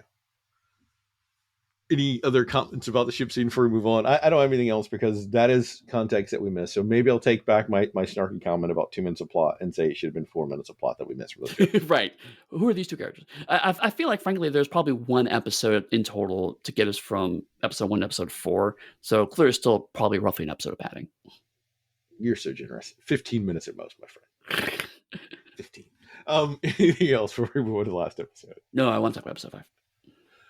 Alina is adjusting to life at the little palace, talking with Maria and Nadia But she is still sad that all of her letters to Mal have gone unanswered. She has become good friends with Gyna. Oh, that's who it's got to be. Who who helps her get ready for the winter fret. Alina notices the festival outside reminds her of Butter Week in Karsmazen, and she encourages Gyna to let her go out to the festival. And that's where we're pausing. Right, yeah. Jinya is the woman who's helping her with her cosmetics. Yeah, so that's Who's yeah. going to be kick Jinya's ass great. very shortly. Yeah, and honestly, even with those little scenes, she's not clearly not just like, oh, I'm just the typical maid to help. She's clearly got some other levels going on. Um, so it's great. All of the women so far have been just fantastically interesting characters. And Gyna is the one who's constantly trying to reinforce for her not to become subservient to Kurgan. She's Right. like, you Mhm. should say yourself, are you sure you want to do this? Are you sure you want to wear those colors? Making her question some of her choices. But at the same times, we have Alina who's fallen under the sway of aka the Black Heretic. Right. Right. Anything else before we move on? Oh no, that's it. Go on. Okay. Because there's a lot in this. I may truncate some of the paragraphs to make them a lot smaller so we can touch on them in specific beats. Kaz, disguised in a guard's uniform, monitors the route Alina will take later that night after the performance. Jasper and Inja have gained entry into the palace by opposing its performers. For the fret, Jasper finds horses that can get their carriage out quickly, and Inja practices her acrobatic routine. Outside, Jasper notices Gyna call Elena's name. He realizes that Alina Tarkov is her target in a carriage. Kaz outlines her plan. The conductor will retrieve Alina from the secret room, and the crows will provide cover on the way out. Two things I really like about this chunk. The first is if you're familiar with heist movie pacing, you know this is the part where the heist goes wrong because we're seeing all the planning up front as opposed to interspersed with the heist. So this is from a heist movie language. This is the big heist where everything goes sideways. So that gives you a sense of foreboding for the episode to come. Um, on a lesser note, well, not lesser note, on a smaller note, I should say, because it's important to me. Jesper's conversation with Dinesh about horses was amazing. Oh yeah, if you didn't bring it up, I was. That was fantastic because she tries to reprimand him for like flirting, and he's like, "I'm not. I am flirting, but also I'm doing my job at the same time." Right. Just the whole what makes a carriage so big? Is it the sizes, the widths, the make of the model? No, trick question. It's the horses. And it's just like, oh, you are so competent. I love you. Because it gives you clear delineation of roles that each of them are supposed to fulfill, but it also gives you the banter that their personalities make them clash, but at the end of the day, they're still a coherent team. Right. And I love the fact, the other thing I love about it is that we find out pretty quickly Inej is also not wrong. He is flirting with the stable boy and he is going to try to sleep with him, but it doesn't invalidate the fact that he's also doing his job. So that was interesting. It's like neither of them are wrong in this instance. And it shows that it's a team that's used to working together for a long period of time. And they even remarked that the conductor is the new person in the team and isn't quite fitting into the dynamics of things. And this is also where you learn that Kaz potentially has some sort of illness, as there's like Hmm. the falling against the wall momentarily in the hallway. And Edge has been worried about him consistently throughout the episodes we've seen. Hmm. And so there's something there that we're not fully aware of yet. Yeah, we did get glossed over that, but there are little hints of that in the last episode. Because there's a couple of throwaway lines where Jasper's like, "Are you okay?" And Kaz's like, "Yeah, let's just do the job." Um, so it's a small thing that I frankly had forgotten about between episodes 4 and 5, and then when I started watching episode 5, it's like, "Oh, that's right, they did kind of mention that he was not feeling well." So that's a more of a long game, piece, but again, they're doing a good job of quietly recapping and bringing those things back up so that the audience gets refreshed. And all right, Alina going out into the main festival floor itself, knowing that there are people that want to kill her. She's here to do like a very specific performance thing to impress and wow people. Eddy Why? Why? And I know that it lets Jasper see who she is, so that's plot driven. But why? Out of character level. Again, I mean, I just struck her as being somewhat naive, right? I mean, from I think a lot of the conflict maybe you're feeling is Alina was in the military, and it feels like it should give you a certain amount of situational awareness that she is not showing here. Yeah. Um, I had to kind of think about how, so of course, because me this is talking Sherlock Holmes, but I was reading up on how doctors in the British military actually worked in the 19th century, and the fact is that someone like Dr. Watson wasn't actually a full soldier. He was an attachment. So the medical thing was an attachment to them, and they're often staffed by not civilians. There are people who had some military training, but they were not actively engaging in the fighting. Yeah. And so for me, I figured cartographers are probably also not that. They go with other people who actually have experience. But so as far as I know, she could just be someone like, hey, you do maps well, great, cool. You're not joining the First Army.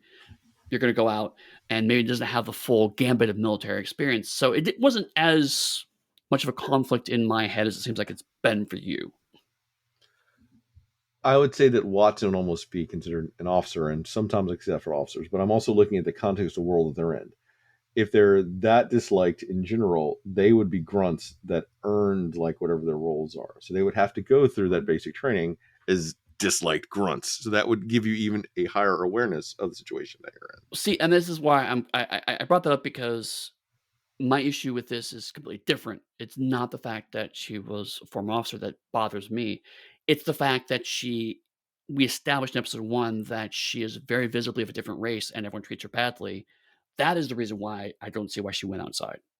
Because I feel like the societies would have trained her that like nobody wants to see you in these spaces. You're going to get at least insulted, if not assaulted, by going in these spaces. in. Mm. Um, So that part didn't bother me because she'd accepted her power, so that would have given her an advantage over anyone that would have talked shit to her. which is fair, but the whole point of her going out is she convinces Jenya that oh no one will recognize me, no one knows I'm a sun summoner. So I have these powers, and if I use them, I immediately violates the things keeping me safe. Right, so I mean, there's a catch-22 happening here, Yeah. which again I could chalk up to she's being a little naive about things, um, but I do agree that Alina in these 2 episodes is becoming a fairly plot convenient. So I won't harp on it more than I have. And it is a small quibble on the whole. It's just a Oh yeah, character thing that is making other things easier and more expedient, but it's damaging, I think, in my opinion, for her character as a protagonist. right. But the other thing I will say is I love how they did a secret room, Oh yeah. because it's a little bit of CGI trickery, but they made that wall look like it was completely seamless, and then you just they do the thing in front of the wall and the door pops open. It's a, that is again before the small bits of magic that make the world feel more magical. The idea of course, it's going to be an illusion that hides the door on this wall, and the way they visualized it made it feel more magical than a lot of the other high budget magic stuff we've seen in some of these other shows. One of the things that we didn't touch on is equivaling the magic users in this world are broken down into three groups. There's one that are called fabricators that sort of deal with like matter and making locks and things like that. Mm, There are the heart renderers that deal with like the human body and things. And then there's the other ones that deal with all the energies, like manipulating the energy. Some summoners like fire, shadows, all those sorts of things. And so it's a mm, good use of showing how each of those magics work throughout it. So you can kind mm, of sort of piece together who falls under what school. right. And again, like at no point that I saw where they're saying, "This is what fabricators do. This is what heartrenders do." Blah blah. But through context of watching them do their magic, oh, okay, I get what fabricator does. I get what heartrender does. So that was very good showing how the magic world works, supposed telling. So again, it continues to be deeply weird that they preface this with such an info dump when the rest of the show seems to do a pretty good job of just explaining the world through action. Yeah. And what was it? Something that happened at the end of last episode that may have happened before, but Nina says that she couldn't use her magic when she was held captive because she couldn't use her hands, and she needs her hands to Yes. use her magic. Mhm. Small little bit that I did mention before that may be pertinent very shortly. Anything else before we move on? That's it. Alina goes to see General. All right, Alina goes to see the Black Heretic. They talk about her upcoming performance, and she admits that she felt nervous until she realized that the demonstration mean what the demonstration means to the people. She wants to be able to give them hope. The heretic says that means a lot to him. Alina kisses him, and when she pulls away, they're both smiling. Oh yeah. Um,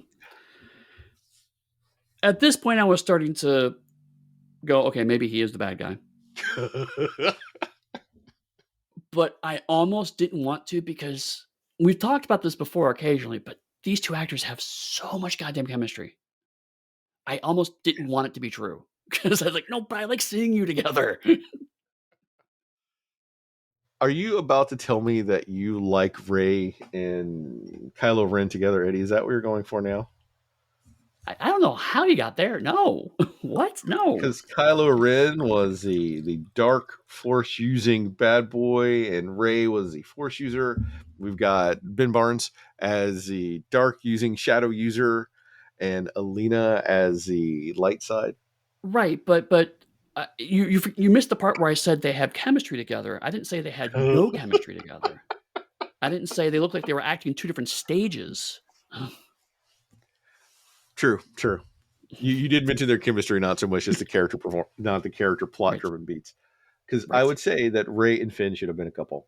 That's my entire bit for Star Wars for this. Done.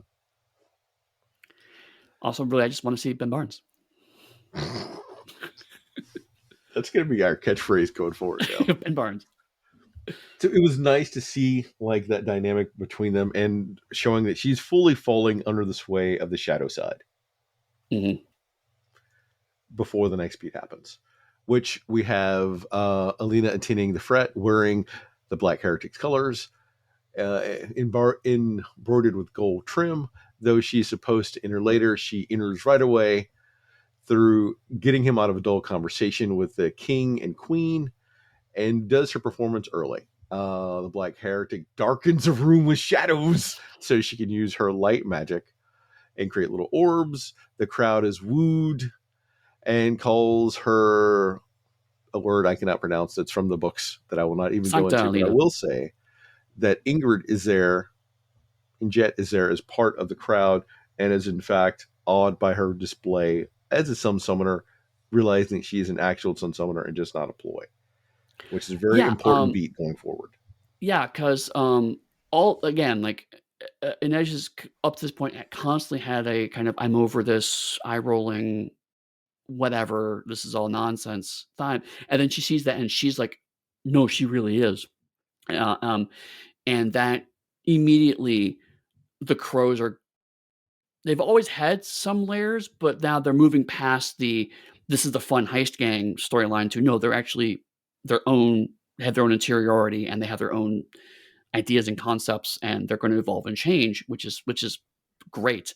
Um, and there's just frankly, I think there's always a lot of fun of when you establish two groups of players or sorry, two groups of that's what I'm thinking of. Two groups of characters, and they finally start to overlap and work together, and their stories to intersect. It's always fun if that's done well. And I think having Elena's love story intersect with the elaborate heist is satisfying because in these kinds of scenes, you see things where the Sun Summoner story is starting to slightly distort the heist. Yeah, And then later on, we're gonna see the heist is going to interrupt Alina's story romance story. So the two genres, if you will, the heist genre and the romance genre are gonna start colliding and changing each other as a result. So it's really a fun moment. awesome. Meanwhile, Mal stumbles his way back to the First Army camp, claiming to have found the stag. He demands to be allowed to deliver the news to the Black Heretic so he can see Alina. The first army general agrees and sends Mal and another soldier to ride to the palace together. Mal tells the palace guards that he found the stag, which admits him to the Black Heretic's quarters. The Black Heretic asks Mal to show him where the stag is on the map, but Mal refuses to give the exact location until he can see Alina. Reluctantly, the Black Heretic agrees to let him meet her. So, Chris, we've been doing this podcast for several years now. Oh. And I think we've established that I'm someone who also likes to analyze media. The previous scene to this, Kerrigan literally summons darkness. And still, watching this scene, I'm looking at Ben Barnes and going, I believe him. I don't think this real now. That just means that you are thoroughly enjoying the show so much you cannot put on your analyst cap. It's absolutely true. I'm sorry. You can't put on your analyst deerstalker. It's covered in darkness. No, I mean, like, it's frustrating on a level, right? Because like all of the other a lot of the other shows we've watched, I take it back. A lot of the other shows I've watched, as I'm watching them, I'm immediately checking off the boxes and seeing where things are going, and I feel like I'm constantly in front of the show. And this one, it's like there's a part of my head going, you know what's going to happen. And like Mal doesn't trust him. Alina's friend doesn't trust him. Nobody trusts this guy. He literally summoned darkness. This show's not being subtle. One of the highest people on the heist team is still going, wow, she's the savior that will save us all. Like, no one in this show is being subtle. And still I'm going, but maybe he's okay. I mean, because I'm into it. It's more like, I also know how heist movies are going to go. I'm like, this heist is going to go badly. Someone's going to die, I'm pretty sure, because I know how these things go, right? Uh, uh, uh, not Kaz. Kaz is not looking good. Kaz is probably not going to make it to the end of this show, you know? So, like, I know it's going to go, but I don't want that to happen. I really don't. But that is fantastic that you're so into the show that you can't put on your analyst hat. That rarely ever happens. So you should be enjoying it. I'm curious now I love it. If you're going to go back and watch the rest of the series and maybe read the books. Probably one or the other. Yeah, probably. Because this is a rare show. Like, hilariously, the other show that got on my skin, like, this was Hustle. So maybe it's just because it's the heist component. I don't know. But certainly, it was a rare moment where like I could see where the tropes were pointing me. I could see where the structure was heading, but I didn't want it to be. I didn't want that to be true. And that is a sign of a really fantastic piece of media. Because regardless of my minor quibbles and some of our comments about how we think it could be improved, it is a good show, like hands down. And I think that's reflecting what we said. For me, part of my thing that I can't get, and I've admitted for Big Alabama being horrible with pronunciations, but for some reason, the names of this show just all sort of flow over me. I don't know if that's a lack of engagement on my part, but they don't stick with me how they have in other things. So I will say, I sometimes struggle with this also with Japanese media that's not been localized. Is a lot of time, and this is going to be dismissive, and I deeply apologize for it, but names that sound foreign to my ear make it hard for me to distinguish between them. So you're right, where it's like, you have Kerrigan and Inaj and Alina and Zlatan and Kaz and whatnot. It helps that a lot of the characters take on nicknames very quickly, at least the characters I want to care about. So I'm not having to remember Kazimov. I remember Kaz. The Black General. It's like, okay, again, should have been a hint. But like they have titles or nicknames that helps me to keep track of them. And honestly, the only way I know about West East Ravkin is because every time they show it, they have a little title card at the bottom that says West or East Ravkin. But the rest of the countries fell out of my head constantly. A lot of the other minor characters couldn't keep them straight. Visually, I immediately knew who they were, but their names fell out of my head most of the time. So it's not just you, I don't think. And so I'm sorry if I'm mispronouncing the names, which part of it I do, but from various reasons. So I'm thinking it's my own. So the show's good, and I see Mhm, why people like it, but it is not engaging or gripping for me because I didn't have the same problem with The Witcher, and I could like say Yennefer and all those other names in my sleep. So I don't know what the mhm, weird disparage is for me while it's not connecting. And I love the cast. I think it's well acted, but something about it isn't working for me on the whole. hmm, okay. Not to get too much into my analysis later, but that's part of the reason why it can't seem to stick with the names because I see them and they flow over me, which is never happened before. So that's why I'm bringing it up now in the middle of a podcast, very public for one people can download and listen to forever.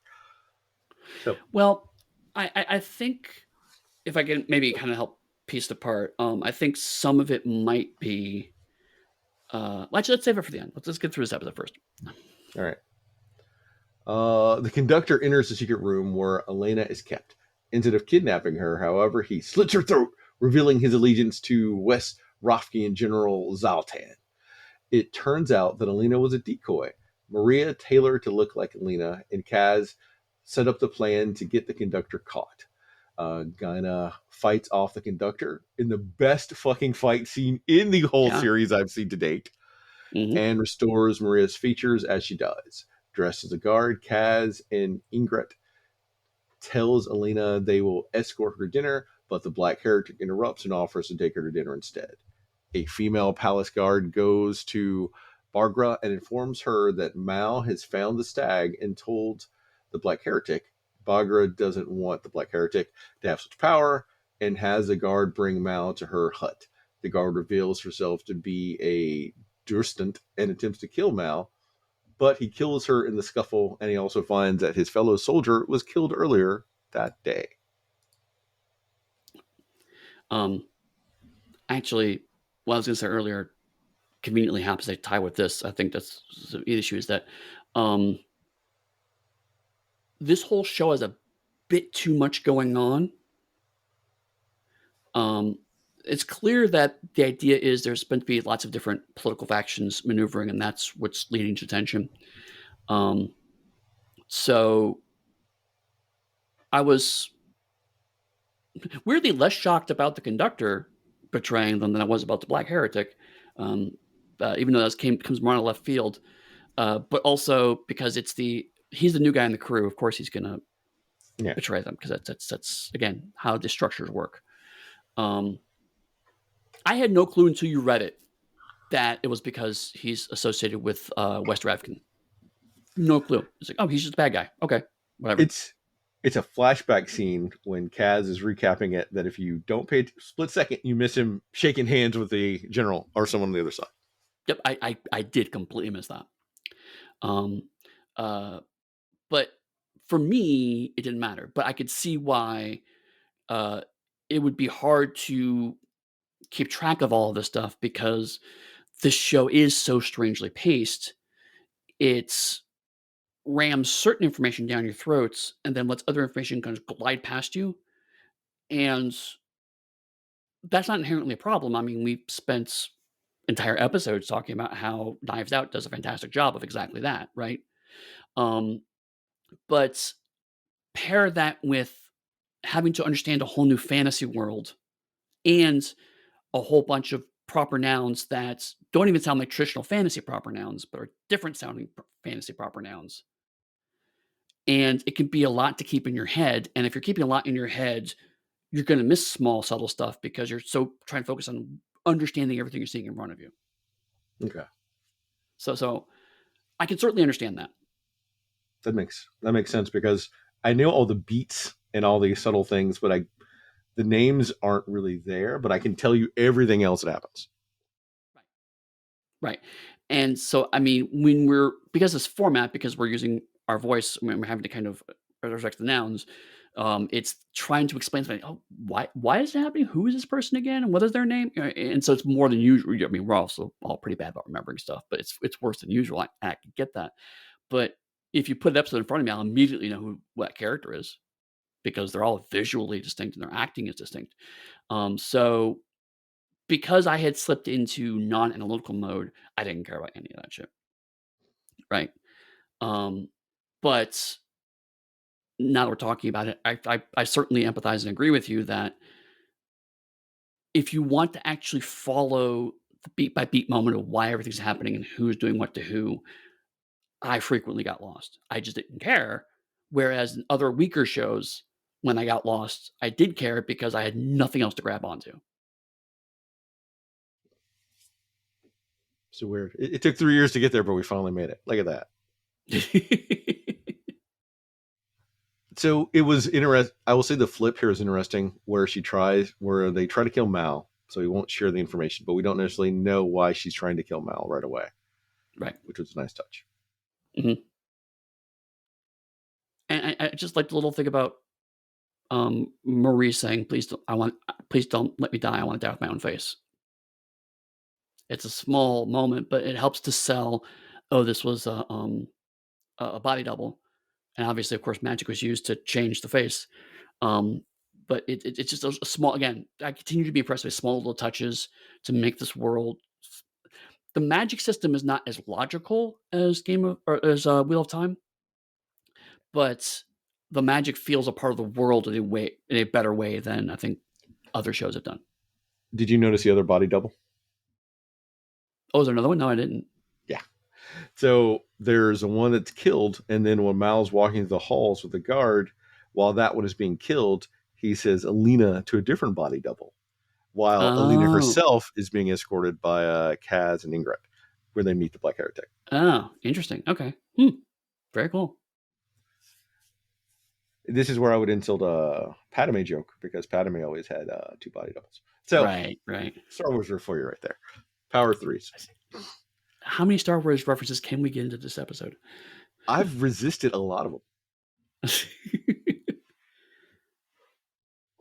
Like I said, I caught all the subtle beats and everything else that's going on. So it was nice to see that because then you get that beat of that happening, and you could think that it was her, but she was ignoring him because of how she felt. But then you immediately see the real Elena with a couple of the crows and encountered by the Black Heretic.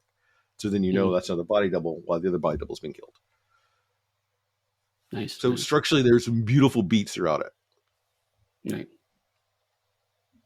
Uh, the Black Heretic takes Elena to his chambers, where they kiss passionately until Ivan knocks at the door, interrupting them. Ivan tells the Black Heretic that the attempt on Elena's life. The Black Heretic tells Elena he'll be right back. Barger enters the room through a secret passage. Eddie, there's a secret passage in his room where he's probably been boning unknown number of people, where Barger could walk in right away. I'm not going to say And why that is such a big issue, but I will in a second. Bagger watches. That's all I know. Oh.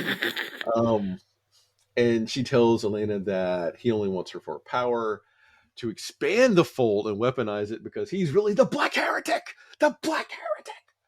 If only no one She could have told us reveals that. herself as a shadow summoner and his mother. In truth, the Black Heretic turned hundreds of innocent people, women, children, everybody into the Volcra when he created the fold, who were just living their lives in their village. The Black Heretic has spent centuries waiting for the Sun Summoner and is obsessed with finding the stag so he can amplify his own power. She explains a secret way out of the palace for Elena, directing her to her own Grisha, who are still loyal to her, and tells her to go down the tunnel and take a right. Unwilling to yet do what someone else tells her to do, Elena takes a left at the passageway. How did you feel So, when you finally found out he was, in fact, the Black Heretic? There's no I turn in, was no doubts. Black Heretic. I mean, it was I don't wanna say it was a shock, but it was certainly a case of, "Aw, I didn't want that to be true, but it's true." You know? Um, the fact that she's his mother, it's like, okay, that genuinely surprised me, but weird, you know? Um, but this leads to kind of my actual problem with Alina kind of up to this point in that I continue to love the actor. I think she did a fantastic job. I really enjoyed Alina as a character. But she kind of she's told, "Hey, you need to go this way and take a right," and she's like, "I'm not going to do what I'm told. I'm going to take a left." And I think retroactively, the point of a lot of Alina's weird decisions is that she's just kind of arbitrarily reluctant to have people if you tell me I'm gonna go left, I'm gonna go right. If you tell me to sky is blue, I'm gonna say it's red. She's just willfully contradictory, doesn't like people telling her what to do. Like But my none of that has ever been established in any of this show we've seen. that's like my 11-year-old Eddie. Right. And if she was 11, I would more inherently buy it. But But then that's a at no whole other slew of problems for the show. well, right, right. Yes, sure.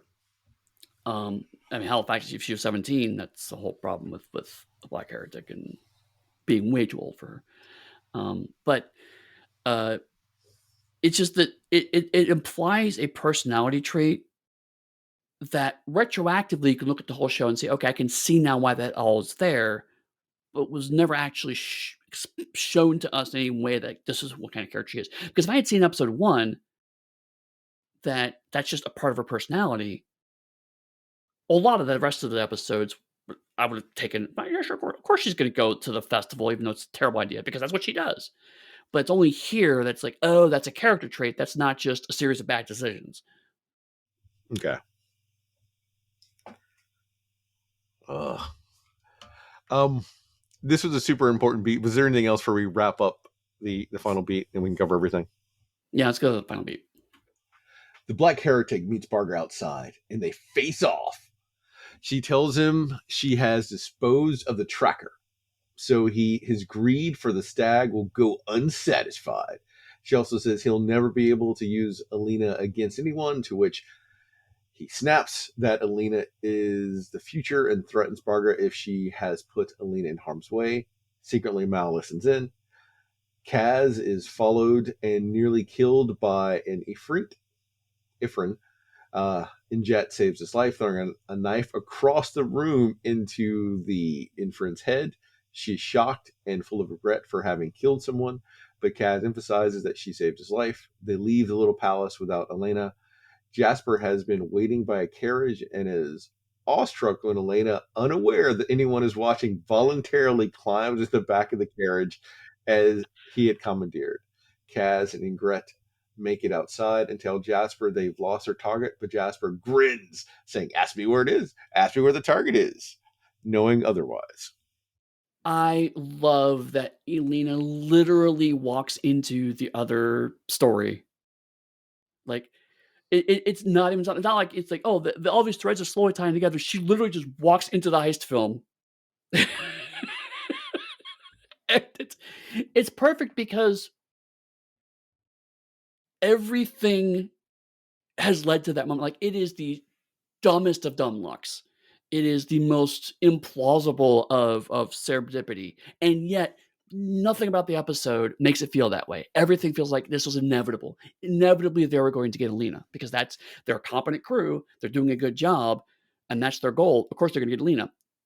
But the heist goes bad. How are they possibly get Alina? The answer: she literally walks into their escape vehicle. And because she chose left as opposed to right, of course she's going to walk directly.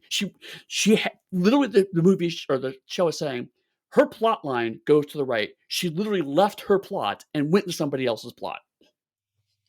And that is reinforced by the fact that earlier in the episode, when Jasper is having fun with a stable boy, someone comes Oh yeah, out and they officially lock down all the carriages and everything else, except for the one that he managed to get out by doing his job, flirting, having the sex, and being confident to get the carriage and the horses. the sex was part of the plan. Yeah. So that was the only option she had, having left her own plot line. Right. So for me, after the reveal, I was just like, okay, I feel like I kind of know where the rest of this is going. She's going to escape, and the I genuinely thought what's going to happen was the heist crew going to end up. They're not going to have Alina, and then they're going to have their own separate subplot where they're going to go back and they're going to have to deal with the consequences of not getting her. I genuinely thought this was going to go because everything was pointing towards that. And then she literally and then they ended on that beat where she gets into the carriage and they just drive off. And I was like, I love this show. I love because that is such a great way. Like, no, the show's telling you, of course, these plots are going to intersect. They have to intersect. but we're gonna tease and tease and tease, and like it's not gonna happen, and then just make it happen. And then like again, in the most ballsy way possible, the most literal way possible. And I just respect the balls to do that. It's just like, no, she literally just climbs into the escape vehicle. I can't talk enough about how that scene made me so happy. All right, then, Eddie. I have to ask, when you watch this series, I'm assuming later this week, are you going to watch episodes 2 and 3 and work your way through, or are you just going to jump right into episode 6? I'm probably gonna actually go back and watch episodes 2 and 3, to see if there's anything else. Like, 'cause I want to know what's going on with that torture scene. That's weird. Um, Wow. I and love also I that we want to see found if a there's. show that you're so engaged with. Well, I mean, there's been a couple of others. I also liked Dark Matter. You remember? I'm sorry, I'm speaking more specifically of the fantasy run that has Oh wowed yes, you to no, such an extent. no. To be fair, most of the fantasy run has been kind of okay. That was a show we watched. No, this is the first one. It's like, oh, I actually am really excited by this. And since we're here now, part of me hates to keep picking on Wheel of Time, but part of me doesn't, because these shows aired in the same year with equivalent budgets, trying to hit a very similar audience, and it is night and day how they reacted. Um, I am mad that Game of Thrones. Sorry, I keep saying Game of Thrones because it's basically what it is. I'm mad that Wheel of Time is getting another season. And this show is not. I'm Oh, I understand. genuinely upset. Because while I will not watch either of them again, I would be Mhm. more inclined to give Shadow and Bone another opportunity Yep. and try, since knowing how much you've engaged with it, then maybe I could put aside my analytical hat when I watch it. Mm. But I wouldn't start with 2 and 3. I'd just jump directly to 6 and 7 to try to get through 8. Because I've heard that like 8 is the other one. Episode 8 is the one that flips for top episode with episode 5. Okay. And if I was hooked by the end of episode 8, that would encourage me to watch second season that I heard takes the feedback from the first season into account and then make adjustments for season 2. So I can only imagine that season 2 is even better than the first season. Right. Right. I will say, actually putting my critical hat on that, uh, as much as I like the actor and I like what she's doing with Alina, I do feel like the Alina Mal storyline is extremely glacial. Um, and Mal is ostensibly the other lead, and he's just not getting good dialogue, not getting where he has bits and moments where he's vague, but we've barely talked about Mal, and I think that's kind of indicative of where he's at. He's just kind of the boy that Alina grew up with, and I know there's more. I can feel that there's more going on there. Um, the bits where like we just completely glossed over the fact that where his buddies go with him to go see his dad, and the relationship he's building with his colleagues in the army, and how they trust and support and work with him, even when he's going in dangerous situations. He's clearly a leader and he is very charismatic. He stands up against his subordinates. Mal has some really good stuff, but it's so it's such small snippets that it doesn't really stand out. And the Lena stuff is so glacial in consequence of it, and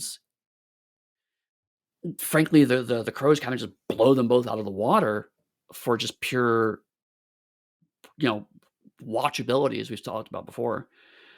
So like if they had not done what you told me about, where they actually mixed kind of a book zero of the crows into this, I don't think the show would have lasted one season. No, there, there's no way, because we've already talked about it, but the slowness of it detracts from it. And okay, sometimes it is okay to have two main characters of different gingers like that, and they just be friends. Hell, it's okay Yeah, to have two leads of same gingers and they just be friends. yeah, I know as a shipper for Sherlock and Watson that sometimes you don't have to have people fought to make your show work. And Mal and Elena here do not have. I don't feel that they have chemistry in the few scenes they've had together. It has no, not been there. She has a lot of it with Ben Barnes. Um, yeah, and I'm assuming that she may have some chemistry with Kaz or Ingrid. mhm, which I wouldn't mind saying, but it's not with a Mal actor that I'm saying. And his role, while important, I assume, is de-emphasized throughout the series that we've watched. It has important beats, but it's not focused on. It's not Right. highlighted in the same manner. Right. To your point, I feel like Alina and Mal have very strong friend chemistry. Right. When I see them together, like the very first episode when they're together, they feel like childhood friends. That energy is absolutely there. But in terms of sexual chemistry, Jasper had more with the stable hands than Mal and Alina have. Yeah. I I'd watch the Jasper and Stablehand show for that Hell over yeah. the Alina and Mal show. Yeah. It's That's how in X So Files, Mulder and Scully didn't need to get together. right, right. So for me, obviously, as being clear, like this is the show that got under my skin. But I've also tried to be very clear about that. I have terrible taste in shows, so that's not necessarily an indication of quality. Um, so I mean, but also I think it's good to kind of reinforce that you can like a show and it can analytically still have problems, and vice versa. You can hate a show that structurally, analytically should be very solid. There's been a couple shows we've talked about where it's like, I can't say anything bad about this. I just won't watch it again. You know. If anything, I think something that we like to reinforce occasionally with this podcast is that liking a show and a show being good are not necessarily equivalent. It's nice when they overlap, but it's necessarily always true. And an example for that, well, I'm not going to beat up on it because I highlighted it for what it did, is Mr. Holmes. I acknowledge Mr. Holmes, incredibly well made. It's for people. I am not one of those people it's for. Yep. Right. Mhm. And for me, this falls in that similar category. But I will say, unlike Mr. Holmes, I'm glad that I gave it another shot and I watched it and we had this conversation. I'm glad for the conversation about Mr. Holmes. I'm not glad I watched it. Right. Right. The Right. distinctions. Cool.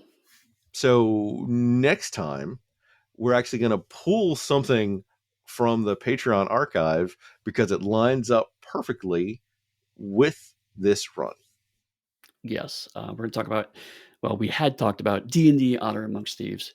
So I mean, of course, if we're going to do a fantasy run this, we have to talk about a D&D movie. So we figured we'd talk about the good one.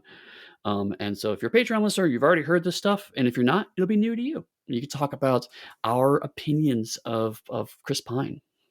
So, Eddie, after we get the joy of a Bridgerton actor for their next episode, what is the episode after that? Oh, we're back live in the studio again, recording for our listeners.